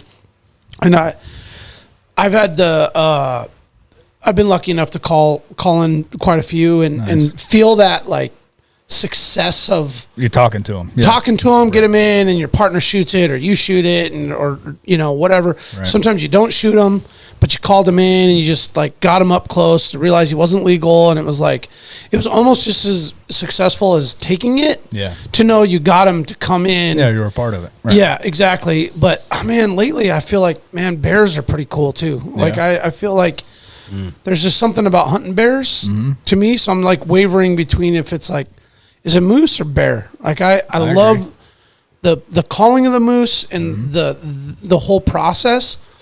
but there's something about watching bears that's Right. there's like a mystical might be kind of When they look at you and you can see they're thinking about you. yeah. Yeah. You know, they're going, what's this guy doing?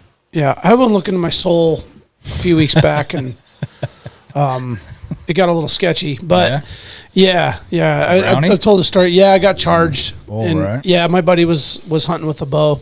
You have to listen to episode 7? Was it 67, 8? 7? Yeah, I tell the story in detail. I won't go crazy into it because the listeners have already heard it. But yeah, the whole intention was to get a bear with a bow. He left his rifle at home. Nice. And I was like, oh, cool. Well, that makes this easy. You bow hunt, I'll back you up. That's what we're going to do. And we got within 35, 40 yards of a nice brown bear that was protecting a moose kill, which we found out later. Right. That's why he charged.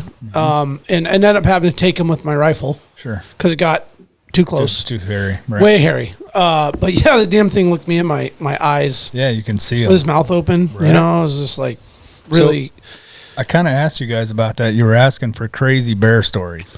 Yeah. I got to get you in touch with the guy out there. Okay, yeah. It's just...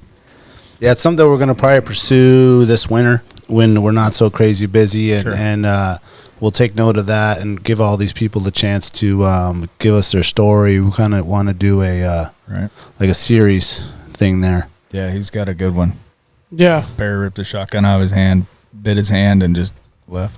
Oh, sounds like you got lucky there. Yeah, he does. Yeah, that's the shit we're talking about. Like, there's, I had a close encounter, but some folks have had some like physically touched the bear touched them type encounters, and that'll be fun, man. Because you can read all those like bear books. Yeah, the bear stories. That was my favorite as a kid. Oh, yeah, I know those freak you the fuck out, don't they, man? Just full nightmare. Yeah, and I think I was just talking to my neighbor's girlfriend. She brings her kid over every day for the day, and she's been, hey, I want to hear that bear story. She finally caught me. I was watering the grass.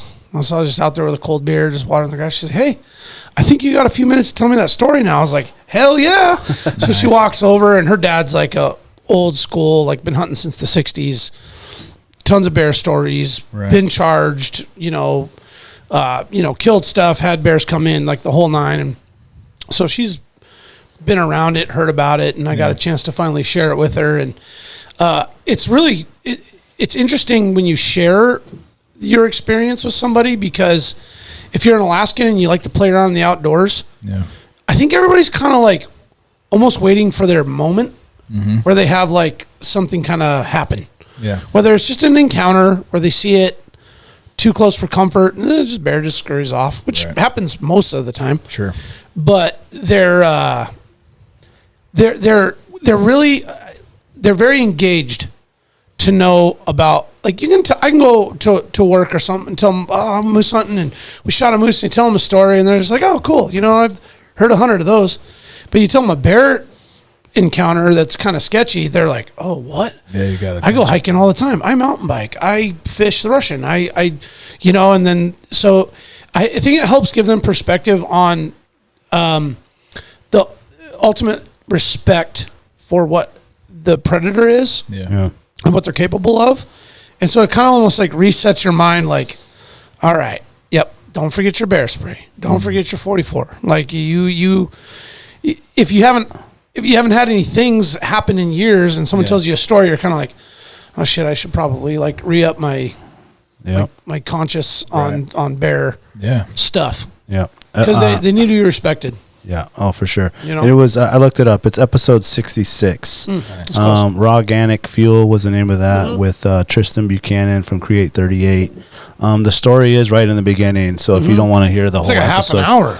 Yeah, I want to say it's like 30, 40 minutes. So episode 66, if you want to just hear that bear story. I should clip that actually and just put like the YouTube part of that. It'd be fun. Yeah, that'd be a good idea. It's not over exaggerated either. It's 100% like detailed, true, and and I was just telling my neighbor too. I was really, I felt like really guilty because You know, I realized, because this is the first time I've gone hunting with somebody specific with bow. Yeah. So I went with my partner, Chad.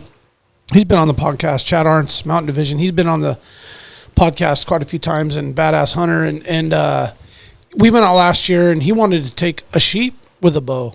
I wonder why that thing keeps shutting off so early. Yeah. So maybe the timer or something changed. We have like a timed out lighting in this studio. Yeah, motion sensor. It was really like humbling because it was funny because I throw this out on Chad all the time. So he brought his 300. He forgot the ammo, and this is like the most prepared dude ever. And he brings this like custom built badass rifle.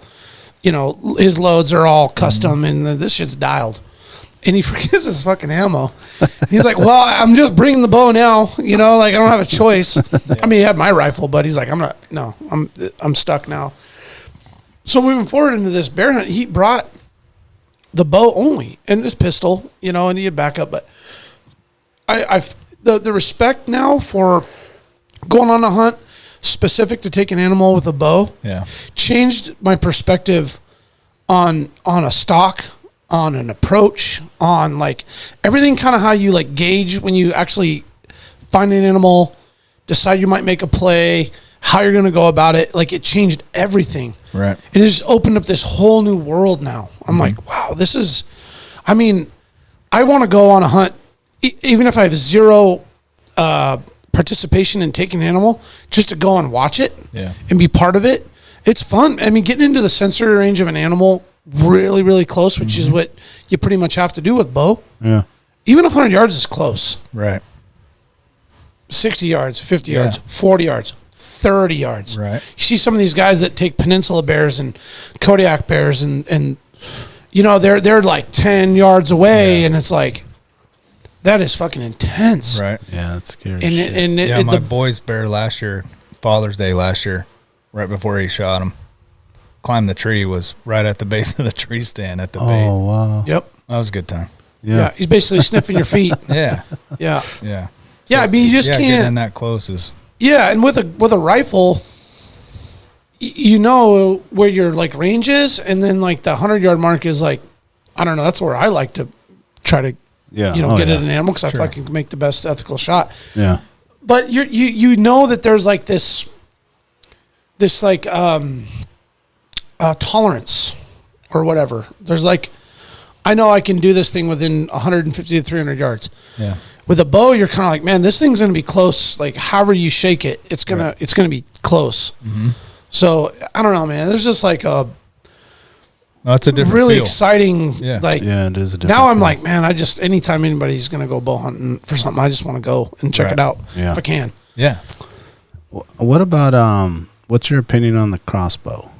Crossbow? Yeah. I think it has an excellent place if it's done properly. Do you sell them? Yes. Yeah. So my daughter took her first black bear with a crossbow when she was 6. My boy shot his first black bear last year. He was 9. Right. So my daughter took her first whitetail. She was 7 with crossbow. You know, it's just a little bit easier. We're still in that close range, at nice, fun hunting, like you said, a little more intimate than the gun stuff. I don't have to worry about hearing protection and trigger flinch and this and that and the crossbow. You know, do we want to get into all the hunting in the compound zones with a crossbow? No, not really. You know, because some of these things are coming around now. Now it's hard to find a crossbow that doesn't have a 100-yard scope on it, right? So you're getting into that rifle range, or somewhat ethical, questionable range for some of the bow stuff. So I believe it has a place. You know, we see a lot of older people, they can't pull the bow back no more. You know, you've got certain weight requirements in Alaska. 50 pounds for your moose and your brown bear, some other things. Some people can't do that anymore, and they still just don't want to go shoot a gun. Yeah. Yeah. So I think the crossbow has a place. Yeah. It's almost kind of really reminds me of like the old fly fishing guys that go spay, Right. Because it's like easier on the shoulders and it's just like a different, more kind of motion than the normal. I guess I should know this, but can you use a crossbow during bow hunting time, or is that only during rifle season? No. It's considered a power. paper around disability. Okay. I don't remember the exact number. I think it's 80%. It's a lot of doctor paperwork to get that done to use a crossbow in an archery zone. Okay. Okay. Yeah. Other than that, it's general season. Okay. So it doesn't have a big benefit here. Yeah. Now, Lower America, with most of your whitetail stuff, like we talked about, yeah, there's even crossbows seasons. Oh, really? Right. Or kind of like a muzzle loader. Yeah. Style? Specific to it. Okay. Yeah. So there's a lot more crossbow activity in Lower 48, but just not as much here. Before we go into the break, my youngest son he had a question. He wanted to know about bow fishing. Yeah.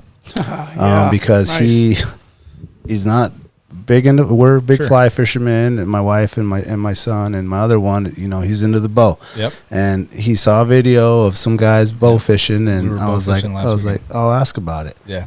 So is that is that a specific bow just for that, or can you outfit like the one you got for? You can typically outfit whatever you have with a bow fishing kit, just a nice reel, the rest, the arrows are built for that.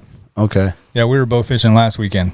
We didn't hit anything, but we were trying. We're shooting a pike. Yeah. Okay. My boy's on the front of the boat with a Genesis it's just the Genesis bows fit everybody. Okay. It's pretty easy for anyone typically to just pick them up and get after it and have a good time. Yeah. So yeah, we were bow fishing. We shot a couple years ago, but okay, I'm gonna have to get on that setup. Quite a few guys that come in that are definitely dedicated to that. Yeah. Is there like certain depths like you want to hope it's at the top? Like if you see one down deep, you're not gonna make it. Yeah, I think we were in 3 foot of water and the pike were on the bottom, so we just weren't getting down there. Okay. By the time the arrow's getting in there, it's It loses getting a its little velocity. sideways and the fish are gone. But Yeah. we got a couple of big ones up a few years ago. They were close to the top, so we're kind of reeling them in with a lot of the spinners and the top water plugs, and they're just not biting. Yeah. So we're bringing them into the boat, and then we were able to shoot them that way. Oh, okay. Now, what about I don't know if you know, but it just makes me curious. Like sometimes the Russian River or the Kenai or some of these more popular rivers are just bubbling Right. with sockeye. Like, can you get one of those with is that allowed? No, it was talked about a while back, and I think a lot of those conversations have gone away. I was on the advisory committee out there in the valley for a while, and it was pre my time.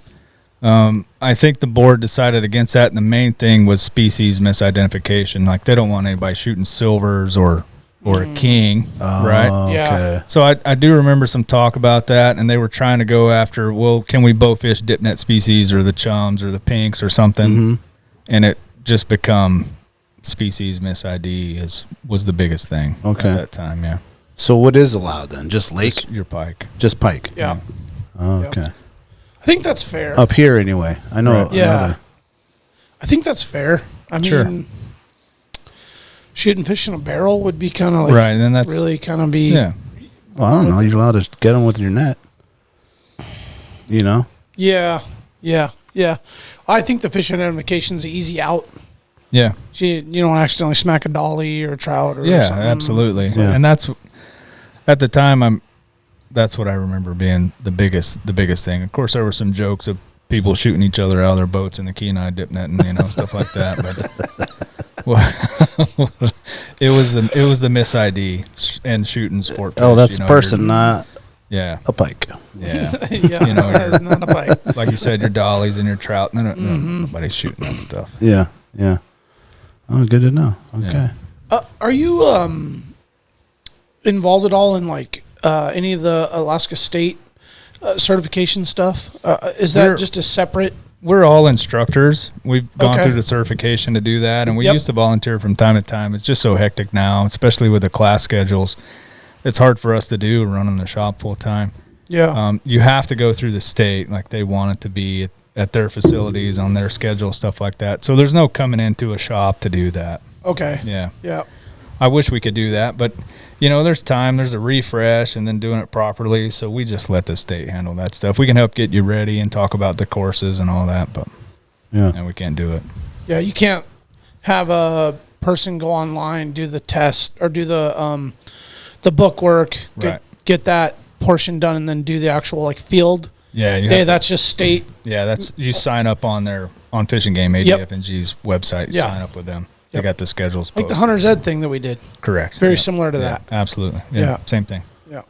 What is, let's get a little detail on that. So to be certified to go hunt with the bow, you have to take that class and get your certification. Right. And what does that entail? Like a certain amount of accurate shots and poundage and right. Okay. They're not going to do the equipment check for just your general. Now, if you draw a tag on base, those guys are going to walk you through everything. You know, they want to check everything, have your broadhead stuff. You got to go shoot a field day with them with your broadheads, your hunting equipment, have all your stuff. That's a whole different thing for that tag that you're getting on base. Your general stuff is an online portion, a little bit of history, some of that. I call it the driver's license book. You know, if you don't read it, you're not going to pass it. Okay. Yep. So go through your online stuff and then sign up for the field day. We're one of the few states that do have a field day. They just want to make sure you can hit what you're aiming at. Yeah. Yeah, you're going to have – it's been so long since I've done it. I think you got 5 targets. You got to have a kill shot on every target, at least 1 kill shot. You get 2 shots at it. But it's the vitals. It's not like a bullseye 12 ring. Like, it's the vitals. Okay. Yeah. It's fairly easy. 28 yards and under, I think, is what it's been. Okay. Been a long time since I've done one. Yeah. Is that a for life or you got to read Yeah, that? no, you're done. Okay. So it's a 50 state. Oh, okay. You're Yeah, Well, it so- applies all the way around. Yeah, so if you go okay. somewhere else or say you're from Alabama and you got your bow hunter cert, then you don't have to take it here because you've already got the card. Oh, okay. Oh, that's good to know. Nice. Yeah. Just like Hunter's Ed. It's a 50 state recognizable Hunter's Ed. Yeah. Yeah, I need to get going on that. It's, you do. It's fairly easy. Yeah. Yeah. Yeah, I want to get that rolling. Maybe have that done. Well, we'll by go end do of it summer, together. even though the classes stack up fast. Yeah, they do. They fill fill fast. out. they get We had busy. some guys in today getting ready. I think there was one tonight out here. Or maybe that was in Wasilla they were going. Yeah. There'll be a few out there, Wasilla, Sutton area, and then the biggest, busiest class is here at Rabbit Creek, so you guys should be able to, if you so decided, you could get in fairly quickly. Yep. I think when I moved up, I did mine like the week before Thanksgiving. Yeah. Okay. Yeah. Yeah.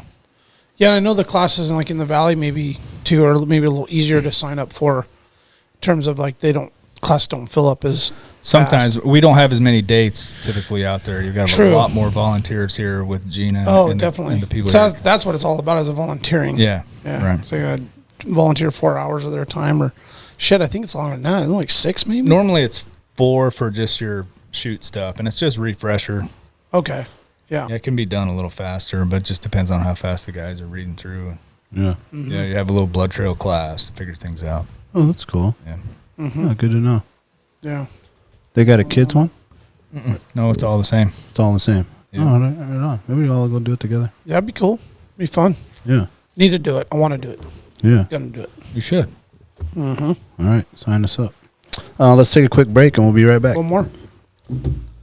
The Treehouse AK, your one-stop dispensary located at 341 Boniface Parkway. Be sure to ask the bud tender about their deal of the day because honestly, there's always something good on deck. And guys, listen, this is where the culture lives. At the Treehouse, their dedication to servicing consumers has been developed through a lifetime of involvement in the cannabis culture. They're committed to providing the highest quality products at whatever value your budget affords, while always maintaining the deep-rooted principles that have carried them this far. Their focus is on relationships over transactions, and you can always depend on them to treat you with the respect you deserve. Hit them up at thetreehouseak.com, and remember, you must be 21 years of age to enter their store. Tailored Restoration, 24-hour emergency home services, helping Alaskans restore their dreams since 1972. Services include fire, water, mold, post-emergency cleaning, repair, and remodeling. Tailored has an emergency response number with trained professionals available to help you at any time, day or night. Give them a call in Anchorage, Eagle River, Matsu, or Fairbanks. Make an appointment today at tailoredrestorationalaska.com. Since 2008, Serrano's is Anchorage's own new generation of old cocina. Their menu showcases the passion and love of their rich heritage and unique family recipes that have been passed down through the generations. Serrano's goal is to embrace and display trad flavors using the best ingredients that are available. They focus on making everything from scratch daily. In-house menu includes handcrafted corn tortillas, salsas, carne asada, and chorizo. But don't take their word for it. Experience their tradition and sabor for yourself. Locations on Tudor and Northern Lights, both with new tequila bars. Check out their daily specials at serranosmexicangrill.com. The Connoisseur Lounge, located in the heart of Palmer, Alaska. The Connoisseur Lounge is Palmer's first locally owned and operated cannabis retailer. Their beautiful store is located at 226 Evergreen Avenue. The Connoisseur Lounge has exclusive cannabis products such as Snowcap Romance, Aurora Haze, Super Glue, and one of our favorites, Sugar Cookies. And if you're not into the flower, the Connoisseur can hook you up with edibles, vape supplies, and a ton of CBD options for all your health and inflammation needs. Check out their daily deals at theconnoisseurlounge.net, or even better, stop by the lounge today. Remember, you must be 21 years of age to enter their store. We're back. I got a little trivia. Oh, did Jack get something? That Jack sent us here. Yeah. Yeah. Oh, we didn't mention even that Jack didn't show. We had a just thinking about that. babysitter snafu, which happens, man. You know. Yeah. And so. Oh, he's busier than hell at work too. Yeah, he's real busy over there for sure. Man, that cidery is just cracking every night, especially with the nice weather. Oh yeah. Every time you go by after 3:30 to like they close at 8. Yep. It's just going. always. Have you been up to the cidery, Double Shovel Cidery? I have not. Yeah, you got to go up there, man. Go up there with your wife and go check it out. They got a new food truck every day up there. Nice. It's a cool little area to go hang out and eat and drink and be merry. Especially in the sun, yeah. Nice. Yeah. So we got a little trivia here that Jack texted me.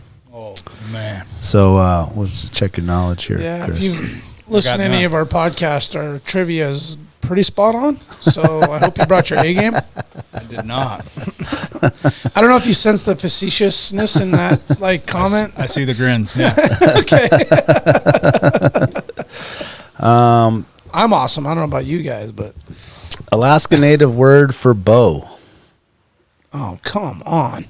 Can I get a like multiple choice, man? Like I said that before. Like I know no one's gonna know it, but it is. can I guess? Yeah, go ahead.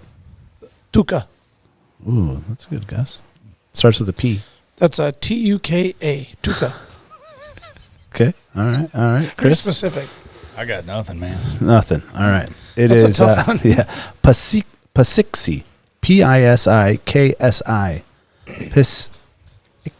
Pisiksi. Pisiksi. You know what would be Means bow. if Jack doesn't have this question, it'd be really cool to know when was the time frame where the Alaskan Native transitioned from bow to rifle. Obviously, there's the European influence Oh yeah. that brought that, but I wonder, like, I feel like that there was probably a longer time frame of hunting by bow, arrow, spear, and all that. Oh, 100%. Longer here than maybe down in the West. I don't think they so. moved over. The Apache, or not the Apaches, the Comanches, that was like their main. That's why they dominated all the American Indian tribes, because of their ability to be such great archers on horseback.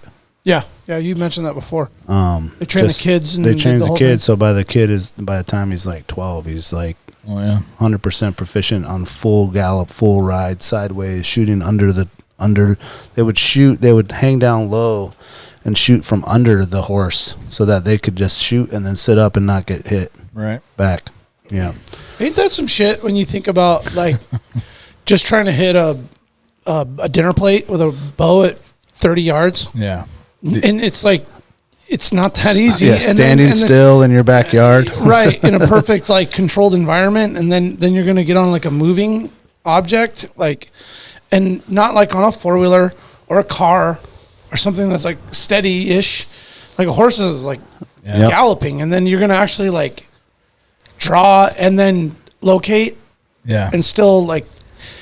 And there's still a pretty good club out in the valley that's doing that, Mounted Horseman. Oh, Mounted really? Horseman? Yeah. Oh, that's cool. Man, I gotta note That's that wild. one. What? So they practice that. Yeah. Wow. Damn, I man. want to see that. Mounted Horseman. That's Yeah, they're- badass. Second part to the question is, which Alaska Native tribe is that the word bow for? Pisiksi. Pasiksi. Rephrase it. What? What Alaska Native group is that word bow for? Because there's Haida, there's Aleut, there's a whole bunch of different ones. What word would that be from? Which Jack's trivia, man. which tribe? Name any tribe, Chris. Oh man. Well, I mean, how many does a guy know? My wife works at the Native Heritage Center, and I don't know. Well, I think there's like 13 of them, or like I forget what it is. It's a well-known one. There's a good hint for you. I mean, be guessing. I'm Googling, but I'm not looking for the answer.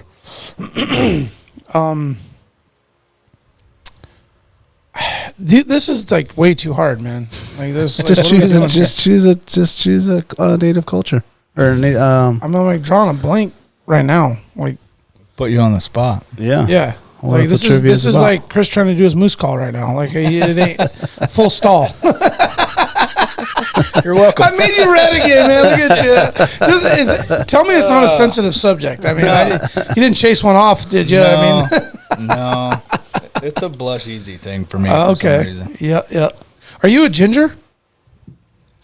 Partially. Partial? Okay. Before the beard Gingers get real red. Before it went gray, it was red. Yeah. Anyone, choose one. I don't know, man. A Nupiak? Okay. I was gonna say Aleut. Okay. Inupiaq, it was. Is it really? Yeah. Oh, Yep. wow. Yep. That was it. I mean, that's just like the one I know the most about, a little bit about. I should say I don't know that much about, but all right. Okay, question number 2. And that was, what is the bow called again? A Pisiksi. Pasiksi, I want to say. Pasiksi. Pasiksi. Now we need Screaming Eagle to manufacture a Pasiksi Okay. bow. On Yep. it. Right? Yep. Okay. We need that. Alaskan style. Yeah, there you go. There you go. You want a trad bow? I'll show you a real trad bow. Got you covered. All right, question number 2. What technique did Alaska Natives use to kill caribou with bows? What does that mean? Like, what do you mean technique? Like standing, shooting, prone? Like what? I don't. Like a style? Yeah. Like where they were? Yeah, a style or how they would approach it. For example, Okay. a lot of Alaska Natives, when they shoot caribou, they'll sit by the river and wait for them to cross, Right. and then they'll go up and Okay. shoot them like that. So that's their Yeah. style. Okay. They did some stuff out of the boats, right? Mm-hmm. So it'd be Okay, like so that's what you think? Yeah. Okay. oh, I got it. It'd be like, okay, would it be stand hunting or spot and stock or like that kind of style is what you mean by that? Yeah. Like what was their approach to get, because that's big open country.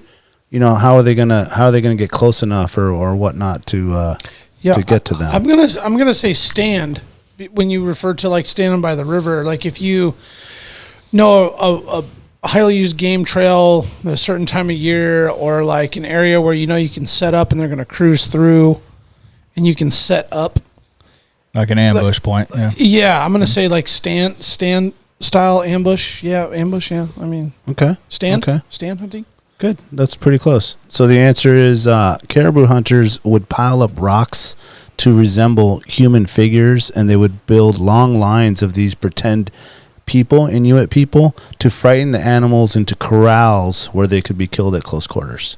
And they could harvest multiples as they grouped up. So basically they'd set up these Silhouettes. these silhouettes of rocks of that pretended to look like, Inuit people, to basically herd the animals to where they would They'd want like them to turn go. the corner. Oh, okay, I'm gonna go over here and then kind of pile them all up.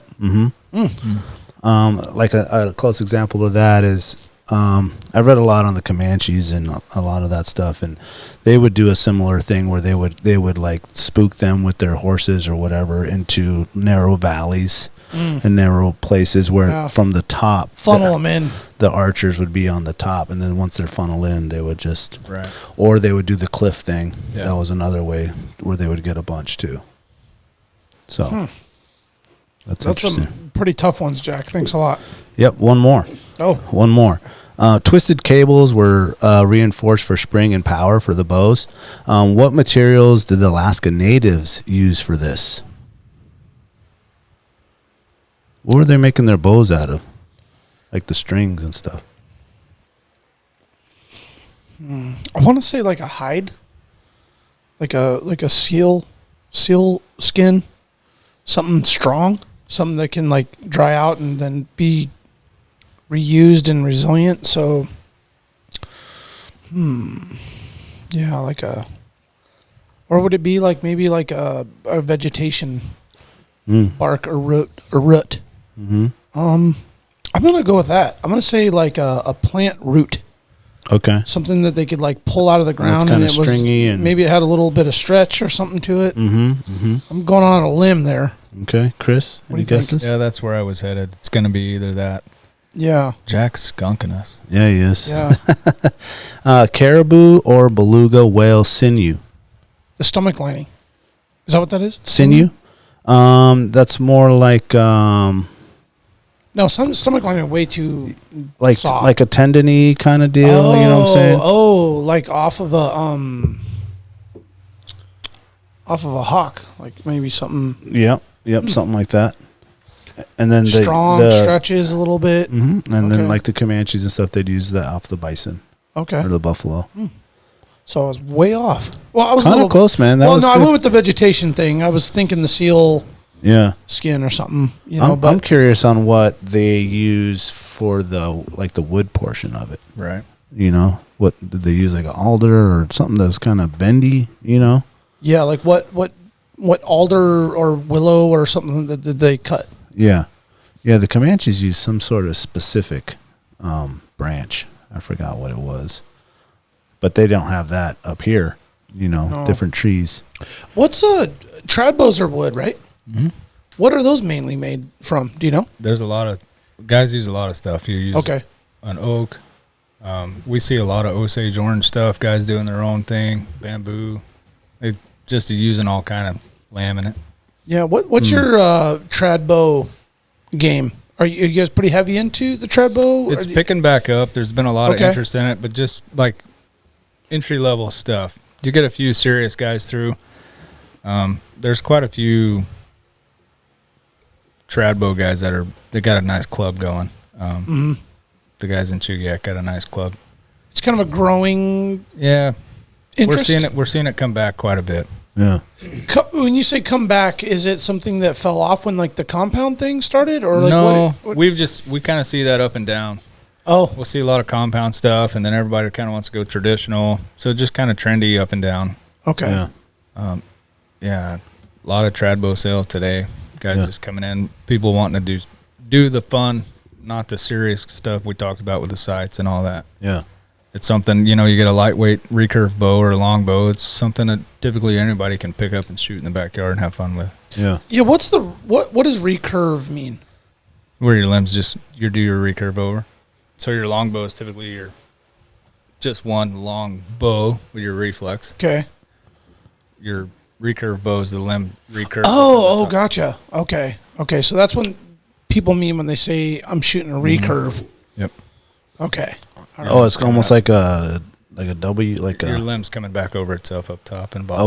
Okay. Gotcha. Man, gotcha. I feel like are those fairly expensive? I feel like there's just the craftsmanship that goes into making one would make them. They can be kind of spendy. Yeah, they can be. Yeah, your American-made stuff. Yeah. Yep. Mm-hmm.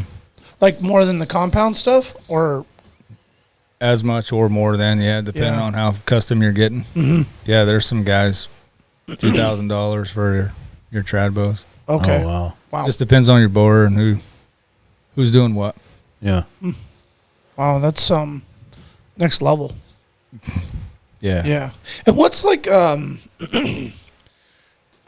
was talking to Chad about this, and he had some good answers. I was just curious your thought on like what's maybe not necessarily your opinion, but what information wise, like what's an ethical range on a trad bow or a recurve, or is that would that range be the same if you're going to take a big game animal with the bow like that? No, a lot of those guys are less.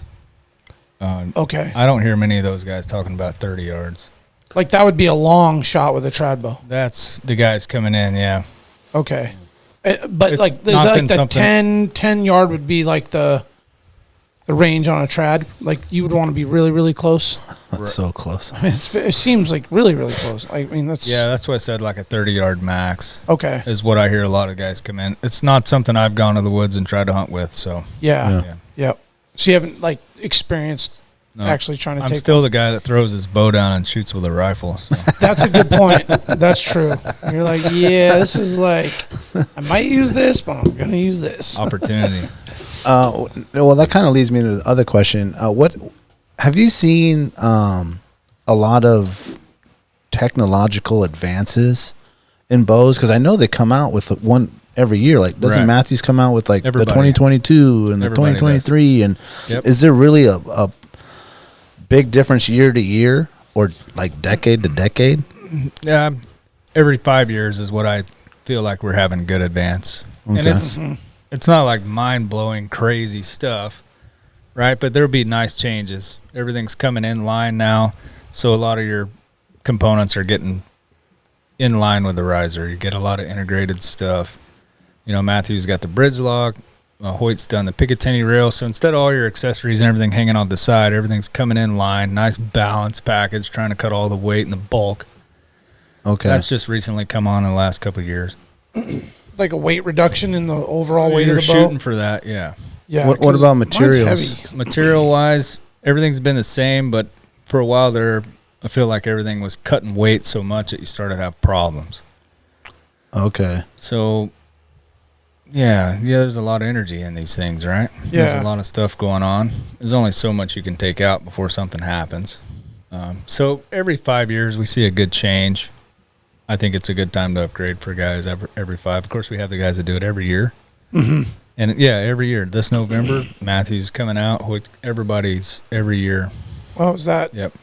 the new release, the debut? Right. of a new Traditionally, product? Matthews is, you're right before Thanksgiving, before your holiday shopping stuff.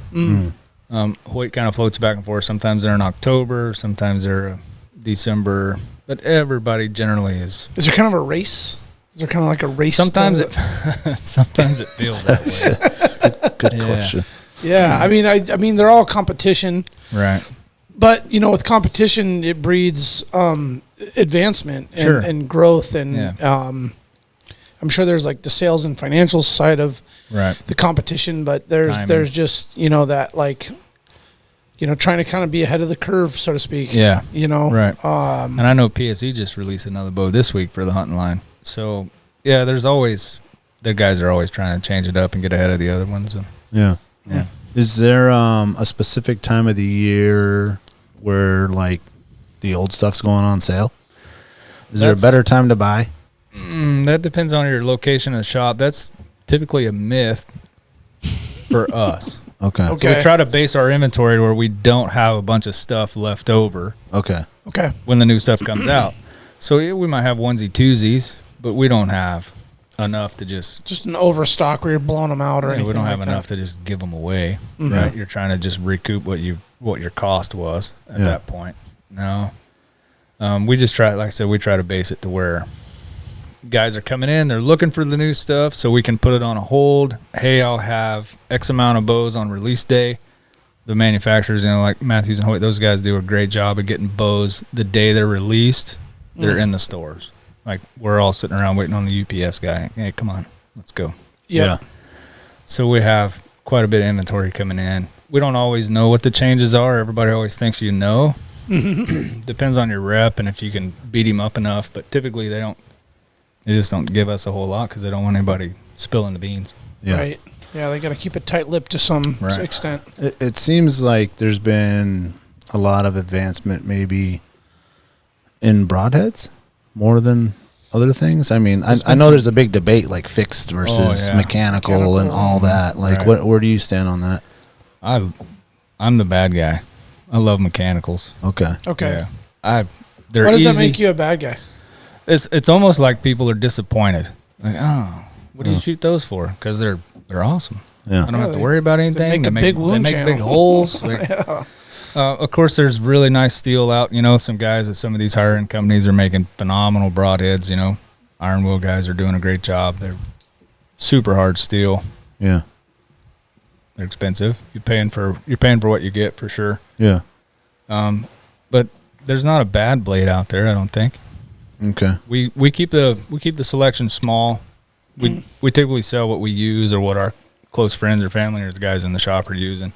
So you come in, you're not going to have 20 options. You're going to have 10 of what we think is the best options in the field. Yeah. Kind of a personal preference. Sure. Deal. Yeah, it goes back to that. There's a million ways to do it, man. Does the mechanical maybe lean toward more of the better advantage on impact? Impact, yeah. So you're pulling a lot of energy away when you open those blades. So whatever momentum you had built up in the arrow, you can pull that away with that blade opening, right? Because now instead of something streamlined coming in, you're opening that channel and dragging those blades through there. There's a few different theories and processes on some of those blades use a different way. Some guys open them to the back. Some guys will wait till it gets in the cavity and open up. Okay. There's different ways to hold the blades closed. And of course, the thing is, did it really open or did it not? So, as soon as a guy starts to question something, just fix blade. Yeah. Okay. So are they meant to open on impact, or is Some there different? of them are, yeah. Okay. There's a few brands that'll open the way the blades are designed. They're designed to basically open inside the cavity to try to help you pass through. Okay. To slow the drag and the energy reduction down. So yeah. Now, this might be silly, but as I was watching you practice and my kid and other guys, you're not practicing with the broadhead on there. But doesn't it make it shoot a little different? That's got to add a little weight to the front, doesn't it? No, you shoot the same weight. Of course, your characteristics can change. You're putting a bigger broadhead on the front instead of just a field tip that's the size of the arrow. Mm-hmm. Yep. So we got to make sure the bow's running proper. Everything's happy. Yeah. Would you suggest shooting with the broadhead on for, kind of like you go to the range before you go and absolutely. shoot a box? Yeah. Do some broadhead shooting before you go. Yeah. Absolutely. And then what are you shooting at? There's specific targets? Yeah, your foam targets. No bags. Anything foam soft-sided. Your 3D targets will handle it, but you're going to have to replace those sooner. Mm-hmm. So it tears them up. Yeah, any of your foam is going to handle your broadhead. Yeah. So. And then this is kind of a silly question my wife had, and I was like, we bought the target, I forgot the brand, Morel. Morel. And can that stay out in the rain and the snow and all that, or you got to put that away? You said you had the hammer and bag key? Yeah. Yeah. Nah, bring them in. I'll bring them. The sunshine here, it's harsh. Yeah. Yeah. What about the snow and stuff? You want to just bring them in when you're done? Yeah, they're going to get frozen. They're going to beat it up. Soak up a little water. And we've got a big Morel bag that we keep hanging outside at my house, but, we're not shooting in the wintertime. So. Okay. Some of the big ones that can handle that stuff, but for the most part, if it's got a handle on it, just bring it on in. Yeah, I've been watching mine. I got it in this spot in the yard. It's kind of a big, heavy son of a bitch, so I'm not just every night. Well, my wife's worried about the grass. She's like, you got to move this thing. You're going to kill the grass right here. And I have a question about that. So I put mine on the Lifetime plastic tables, the 4x2 or whatever, that little table. Yeah, like that, kind of. Yeah, like that. What is that from top to bottom? 3 feet, 3.5 feet tall? Yeah, roughly. I'm putting my target on that. Sure. I was thinking about the grass, even though my backyard I don't really take care of. I mow it and do all that. I'm not worried about it killing the patch of grass, but I put it on that so that it was elevated, number one, so that instead of the target being on the ground. So you're aiming more like you would at a moose. Just feel like it's straight. Straight versus kind of aiming down. Sure. Maybe, my yard, I've got a 20-yard shot. 20 to 25 is what I'm shooting in the backyard. Yeah. I live in Anchorage. I don't have a huge backyard, but it's enough. Yeah. But it's nice on the table because then I can weed whack around it and mow around it and know. But in the corner there, I get the most sun, and I think it's starting to bleach a little bit, the targets and stuff.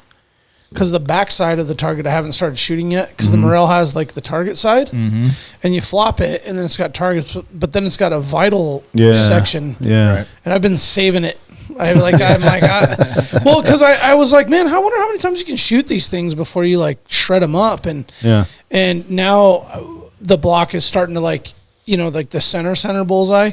It's like starting to get you pull the arrows out and they're just like. Yep. And then you hit it like a new hole where you like pulled it weird or like it's just like way off and you stick it in a fresh spot and it's like, trying to pull it out of there. It's like starting to get beat up. Oh yeah. So I was like, I'm going to save that. The freshy side. The freshy side. Yeah, exactly. Man, I was surprised.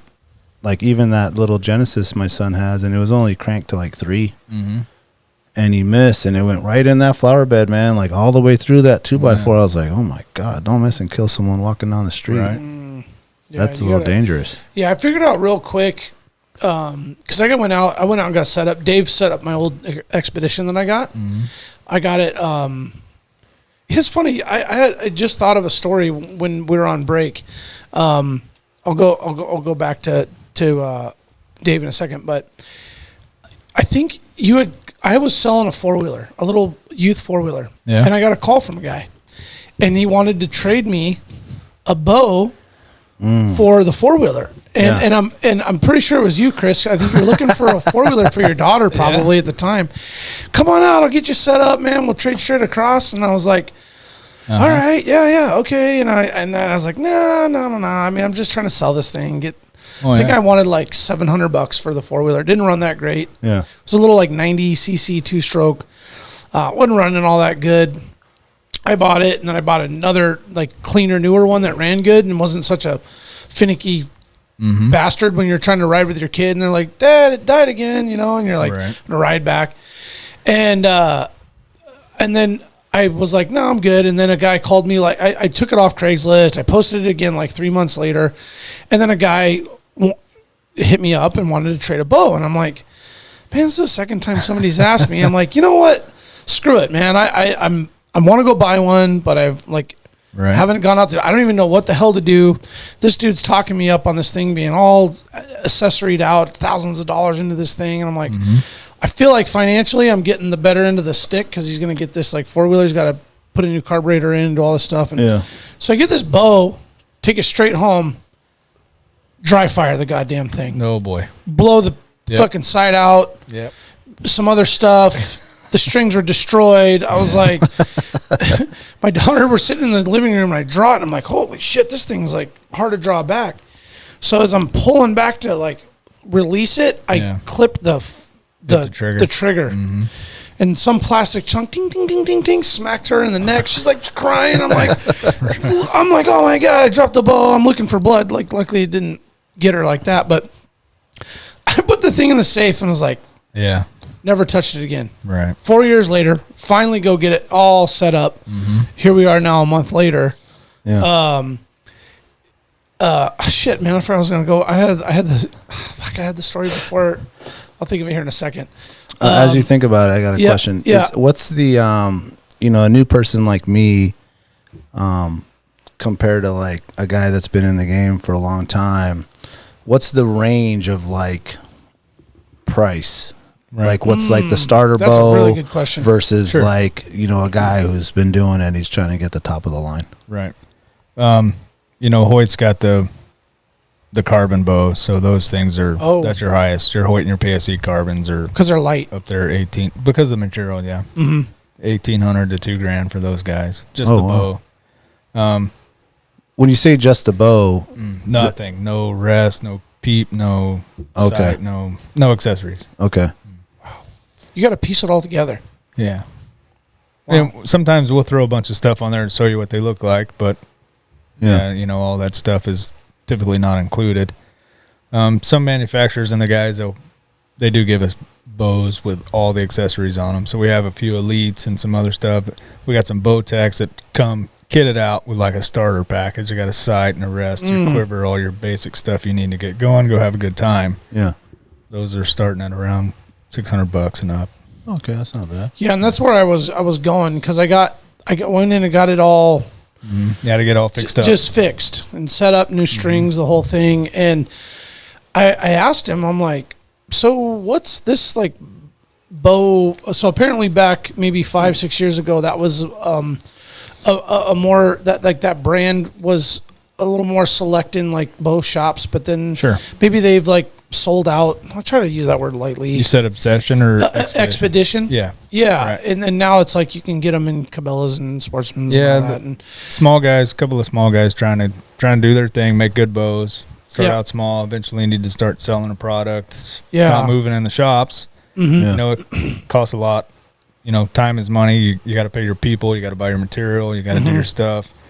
So typically when a guy comes in that's been shooting archery for a long time, he doesn't want to pay, you know, $1,200 for a bow that he's never really heard of or maybe read about in a magazine. But Matthews and Hoyt been around for forever, right? Okay, gotcha. So it's harder to sell those bows, or that's our experience. It's harder to sell those for what those guys want for them. Yeah. So those companies have kind of been bought up by the big groups and pumped out through the box stores because of quantities. How often do you gotta change things on that? Like is it like, you know, I change my fly line every year? Right. Is that like strings and things like strings and stuff like Depends that? on how you're shooting. Okay. Is it like you getting a certain amount of shots out of it, or? Sure, it could be brought down to that, but you know, if you shoot daily, we're gonna try to get you to do a new set every season. Okay. So everything's really? fresh. Okay. But if you shoot seasonally, a couple of years, I guess. Yeah, as long as everything's in good shape, you're waxing, taking care of all the stuff. Yeah. If you start to see any damage, you know, serving separates, age, whatever. Yeah. Yeah. There's like wear and tear that goes in. Yeah. Yeah, because the strings were like frayed up, and it wasn't from the dry fire. It was already probably used. Right. just worn. Yeah, I was doing competitions with it and everything. Sure. And yeah, that's that. When he called me and hit me up, I'm like, well, all right. And then I got it, and then I go see Dave, and he's like, well, let's just see if this thing's even got the right draw length for you. And I'm like, sure. What's that? Yeah, fitting it to you, right? He's like, well, yeah, this bow might not even be fitted for you. I'm like, well, fuck, man, I hope it is, because I thought it was a bow, you know, and I didn't realize it. And luckily, the guy I got it from was like similar Your size, right? And yeah. so I got lucky, is what he told me. Well, and it was already pre-decked out, so it was kind of cool. Like I didn't have to buy a peep and the sight and the And then he rattled off all the like, oh, it's got this brand and this da da da da, and I'm like, oh, it doesn't come with this. Right. He's like, oh no, you gotta like, you gotta outfit it with that. I'm like, oh, this is like mind blowing. Unfortunately, we got to be the bad news guys. You know, from time to time with people coming in, they think they got a good deal. We can't make it fit them because parts aren't available anymore. It's sometimes it's not a fun conversation. Yeah. Well, I noticed that when I try to shoot your bow, because I mean my wingspan is a lot longer than yours, yes. and I just felt like, oh man, this you're is all a little restricted, like short, like even the little. The Release. trigger or whatever that's called, like my hand's a lot longer than my fingers, so I was like, "Oh, that's." Well, it gets that super release technical. can adjust to your hand size. It just, right. I played with mine and kind of found that sweet spot, and like Carlo was the same way. You could tell his hand was kind of like bound up, and I'm like, man, it's like it fits my hand perfect. I don't want to mess with any of the screws or the adjustments on any of it. So, kind of made you guys like deal with the weird. It was like bound. It was tight, right? Yeah, it was like a little short. Almost cramp your hand up. Yeah, right. With those beginner like Genesis bows and stuff like that, could you be competent enough to take animal with that, or do you eventually want to? That's just practice. Yeah, you've got your minimum stuff for the state. I mean, small game. Okay, birds, that's right. Get after 50-pound stuff. Yeah, there's 40 for your black bear caribou, a few other things. 50 is your brown bear moose. So those like your big four, right? Okay. Yeah. What about sorry, go ahead. No. I was just the poundage thing was kind of like what you alluded to was like the 50 was the minimum, and then mine set for 65. 80. You said 80. Some guys are shooting a lot of weight. Yeah. Why do they go 80? Because of a heavier arrow and broadhead or something? Right. Or yeah. It lets you shoot the heavier arrows farther. More energy. Think of energy game instead of distance. Okay. More punch. Right. All Momentum punch. Mm-hmm. Got it. Almost like the grain. A grain on a bullet. Yeah. Okay. Yeah. Got it. Yeah. So our arrow tips are the same. Yeah. You know, your standards 100 and 125s, and some of the guys are making crazy heavy stuff now. So when you go in as a rookie, like I will, is there like you want to start at 30 and then work your way up? Is that how that works? Poundage wise? Yeah. If most guys are capable of a little bit more. Yeah. Is it capable of your strength of pulling it back? Is that what you're looking at? Yeah, it's going to be easier for you to pull a little more weight than you think. Okay. Yeah. They make left and right. Yep, absolutely. Oh Okay. yeah. I mean, it's specific to your. It's like a rifle with the bolt on either side, kind of. Yeah. How do you know? Eyeballs. Oh, your dominant eye is the one. Yeah, so typically you get the string and the peep sight back to help you aim right. Mm-hmm. If you cover your non-dominant eye, you're going to aim with the other. So got to make sure everything's lined up. Yeah. Kind of like Bootsy when he bought the left-handed rifle. He didn't know. Was that you? Or was that you? No. He was like doing the. Remember, he had to like pull the bolt back. I was like, "What are you doing?" He's like, he didn't realize he bought it. Was on the other side. Well, no, he got like a rifle from a family member, or maybe I forgot what he bought it new, whatever it was. But he's right-handed, dominant left eye. Mm-hmm. So what he wanted to do is he had the bolt right-handed rifle, but he likes to use his left eye and shoulder. So what was he doing? Man? He was doing like a hand over to like move it versus the simple, drawback. He was doing the over. Okay, yeah, that's right. So he had a left-handed. He had the left-handed rifle, but he was taking his right hand to pull the bolt back, and it was like, no.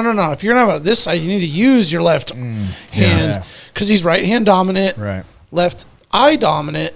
So he was just doing it weird. Yeah. It was like, I think you just need to get a left-handed rifle, and practice like with the left. Yeah, or go right and like stick with it. It's just and it works for him, but it's very awkward. Like if you had to like shoot an animal and then like quickly jack another round, it's just kind of a lot of extra mechanics and things going on to set up. But no, that's where we just spend time with you, make sure you're shooting and aiming proper. Yeah.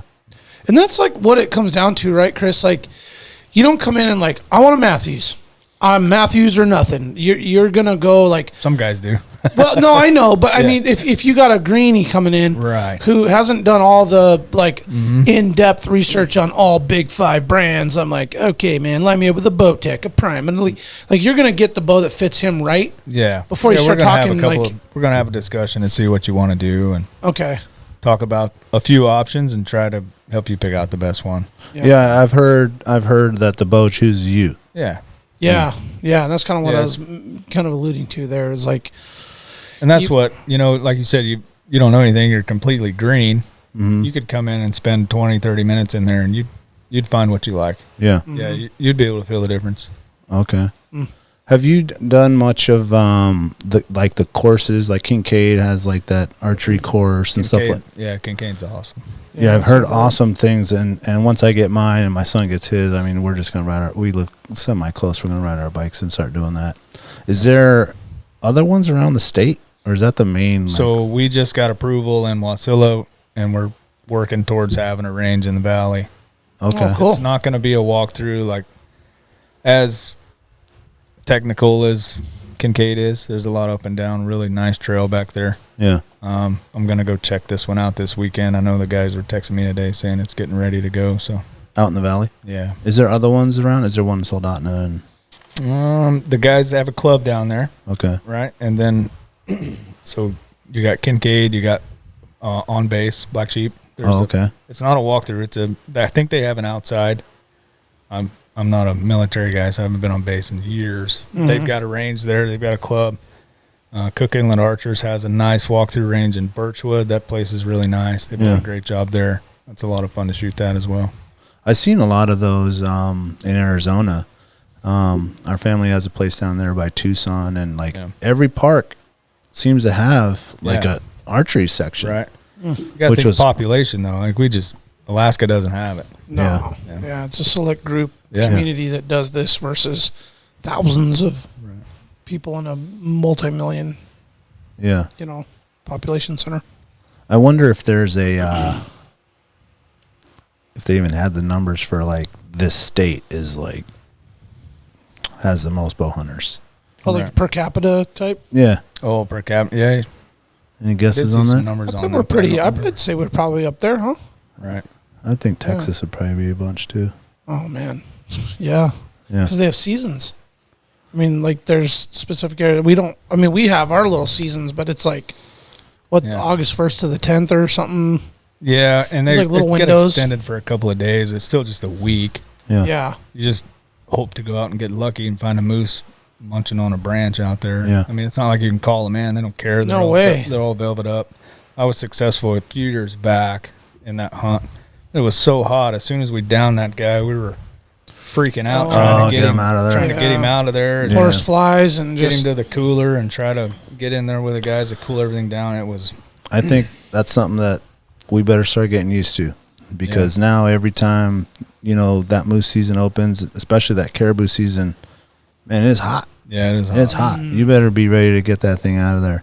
Yeah. Be all set up. Yeah, that youth hunt we did last year kind of got to the point, like the third or fourth day after you guys left and Kennedy and I were out. I was like, man, if the caribou ain't like accessible, like the way you can almost like throw it in the back of the side-by-side and just get it out of here, Right. like I was almost kind of reluctant if it wasn't the right situation we weren't going to bother, because it was just so hot. Yeah. And the bugs were so bad. Right. And it was like, I feel like there was like a tremendous like opportunity for meat spoil. Yeah. Like it was just, it Absolutely. was like in the, I think, lower 80s there, Right.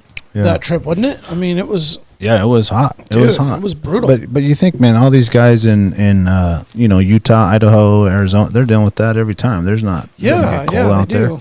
Yeah. You're getting stuff hung up, I think. Yeah. Yeah, you were mentioning like the Tennessee, Kentucky deal. Mm-hmm. I'm sure even in November you're still hitting 70s and, Yeah, and some of the those. Yeah, and they've got an early season there as well. You know, August there's an archery hunt. You know, and, Oh, and that's then 100 degrees then. Yeah, starting Yeah. back up in October. But like you said, you know, we're close to wheeler access or motorized and trying to get them out of there. We're not waiting, and we're not 5 miles off of the road back in some swamp where we got to pack a moose out. Yeah. You know, it's a little bit easier to drag that deer out of there. So Mm-hmm. Do you guys do they have like the life size moose target? The target, yeah. Reinhardt makes one. That thing's got to be huge. massive. Yeah, put that in your yard. Yeah, the guys at the Soldotna guys, they've got one. Yeah. Yeah, it's just monstrous. They got bison. Oh, really? Oh, they got a bison? Oh, wow. Boy, that'd be fun to shoot. That would be. That Didn't give you Austin some say he perspective. was trying to get one with his? A moose?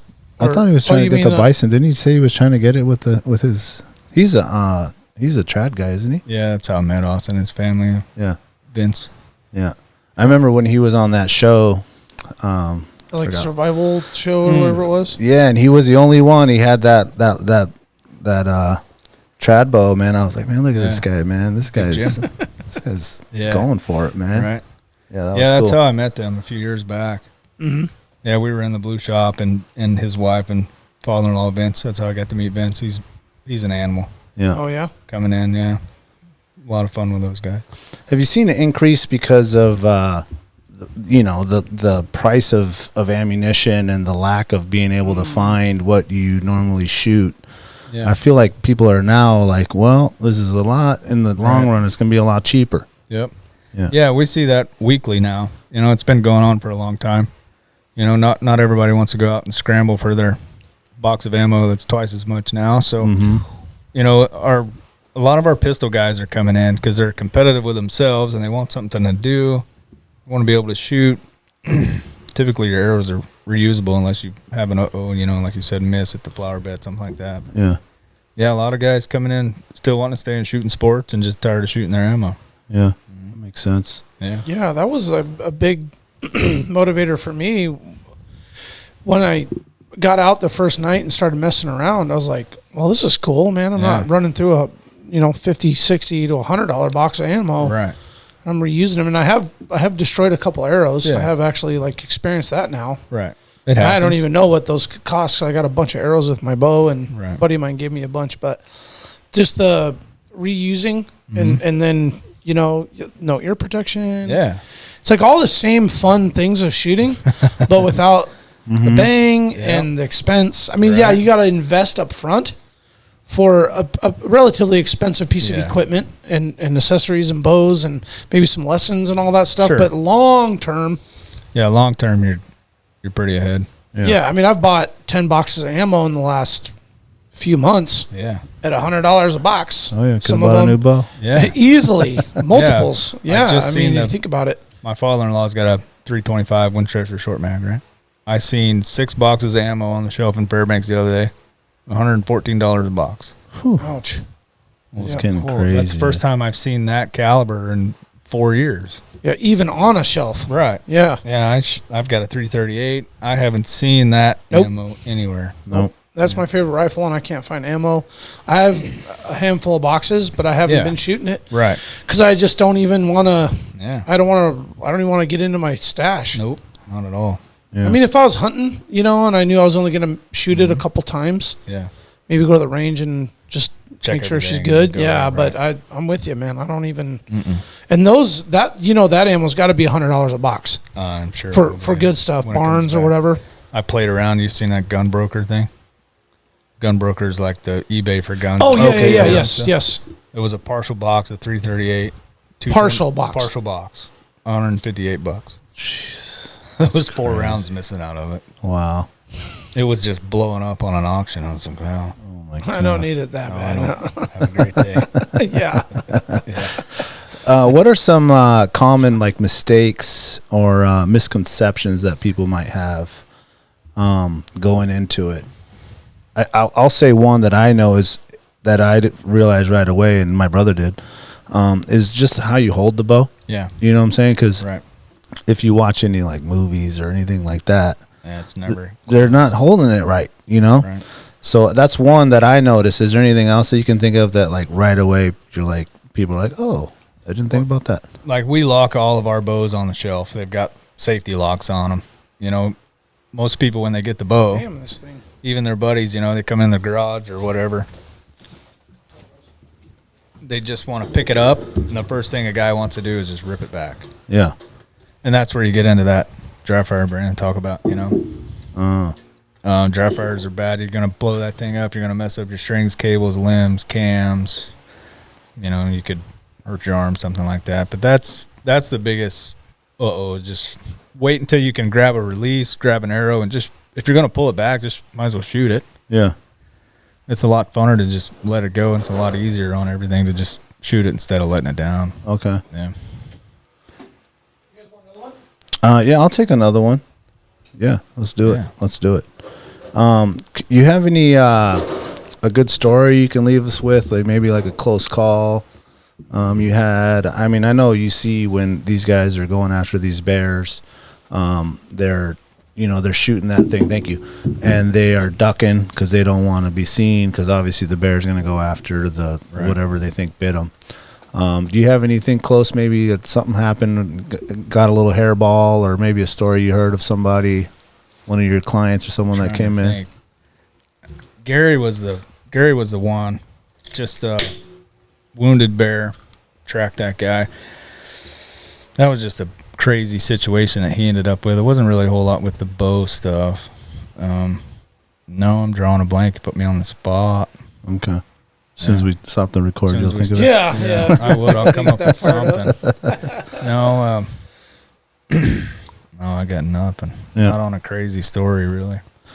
Is there? I've heard that in the valley, in the schools and stuff like that, they offer that like lessons and stuff like that in the schools. I haven't heard about much of that in Anchorage. NASP. Yeah, I'm not familiar in here, but we've got quite a bit out there in the valley. Depends on the school, of course. NASP, National Archery and School Program, and they do the Genesis stuff. Okay. So you'll, depending on your PE class and agenda and all that stuff, the coaches can get in there and they'll learn the archery, do the stuff, get the equipment through the school, and then run the kids through. Yeah. Yeah, try to intro to archery and have something fun to do. It's actually fairly cheap to intro a kid. Yeah. You know what I mean? When I went in and got my son all his stuff, it wasn't bad at all. Right. You know? Yeah, Genesis bows at $200 or so. Yeah. Yeah. Those fit everybody. They're a lot of fun. They're easy to shoot. They're not a lot of crazy adjustments going into them. They're just going to work on the basics, have a good time. Yeah. And then you step up into like the little diamond atomic. My kids grew up shooting that. My friend John gave that to Courtney. His daughter had it for years. I think that bow is 14 years old. It's been through 3 kids. Yeah. It's sitting there at the shop. We pass it on to the next kid. Yeah. Yep. Recycling. Pretty awesome pieces of equipment that just, Get passed on take care down of them. They generations. last. Timeless. Yeah. Yeah. That's cool. Right. Yeah, and you mentioned earlier too, like with the technological advances, like parts all of a sudden become not available? It depends on the manufacturers. Like Yeah. Matthews, those guys are the only ones that go back. Okay. If you need something for whatever, they'll make it for you if it's not sitting on the shelf. Okay. Nobody else does that. Typically, you're 10 to 15 years, depending on if that part's still sitting on the shelf. If you need something. Where's their headquarters, Matthews? Where are they Wisconsin. at? Wisconsin. What about the other top guys? Hoyt's in Utah. Elite's New York. Prime is in Michigan, and then G5 Prime. G5 Prime is in Michigan, and then Bowtech's in Oregon. What about mostly West? what about Poughkeepsie? That's going to be here somewhere. That's right. That's right. Yeah. Full curl or the Valley's Screaming Eagle. The Valley's Screaming Eagle. That's Jack. Yeah. The Instagram, if you guys want to get some more info, it's screaming_eagle_archery.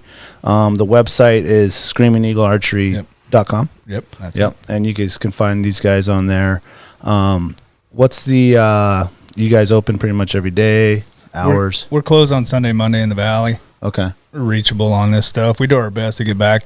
You know, if we're sitting around on a Sunday, whatever, and somebody needs something, we'll do our best to get back. But if we're out of service, fishing, doing something, having fun, it might take a day or so. Yeah. Fairbanks is a little bit different. We're only Wednesday to Saturday up there. We all live here. We travel up every week. We take up supplies. Is that how you're doing that? Yeah. Oh, damn. We can't, like I said, it's hard to find somebody local up there that wants to do all that stuff. So we're just running it back and forth. Andrew, myself, and Craig's driving up, running shop. We got a lot of inventory back and forth.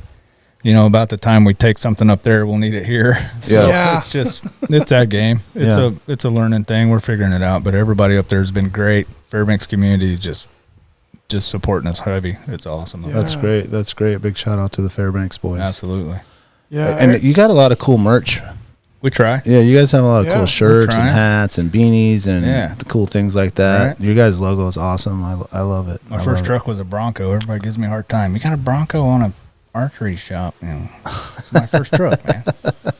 That's okay. It's not cliche or status quo. It's your own custom. Yeah, we're working with a few other guys to try to come up with some stuff. We're working on a bush plane thing. Mm-hmm. Love the moose racks hanging from you guys. Yeah, it's awesome. Right on. That's the first time somebody's actually mentioned that. Yeah, man. So that was my little quirk on the design there. The racks hanging from the. Yeah, that was a cool detail. Because they don't fit inside normally. Yeah, that's just an Alaskan thing. Yeah, not if you did it right. That's right. As I was working on the logo with my buddy, who's like the opposite of like a hunter or Alaskan. He grew up here, but he's a California boy now, and skater, bro. He's just like a skater guy, but really good with computers and design and all that. He's an unsung hero with our team, dude. And just breaking it down, like, okay, we need the Super Cub, and just even getting the tires correct. Yeah. You know what I'm saying? The Tundra tires and the rack, and like, oh no, that's not. It's got to be placed like this, and and it's like it's very uniquely Alaskan. Yeah, that's awesome. Yeah. We wanted caribou originally. Yeah. But that was hard. There's a lot going on with that. Yeah, like the curvature and all that. And right. Like you put that together, I was like, nah, that'll definitely do it. That'll do it. Well, we appreciate you coming in, Chris, and awesome. And all you've been doing with getting people into archery and expanding your business and being available. And like I said, we're all going to go out there and do some training with you and do some practicing and get in this game. That's been around for a long time. That I'm excited for something new. You know. And that's just like another activity to get out there and get after it. Absolutely. Yeah, just more opportunity. Yeah. That's all we want, right? That's great. That's great. Thank you, Chris. We appreciate you coming out. Absolutely, thanks, man. Been a blast. Great guest. Yeah. Alaska, thank you for listening.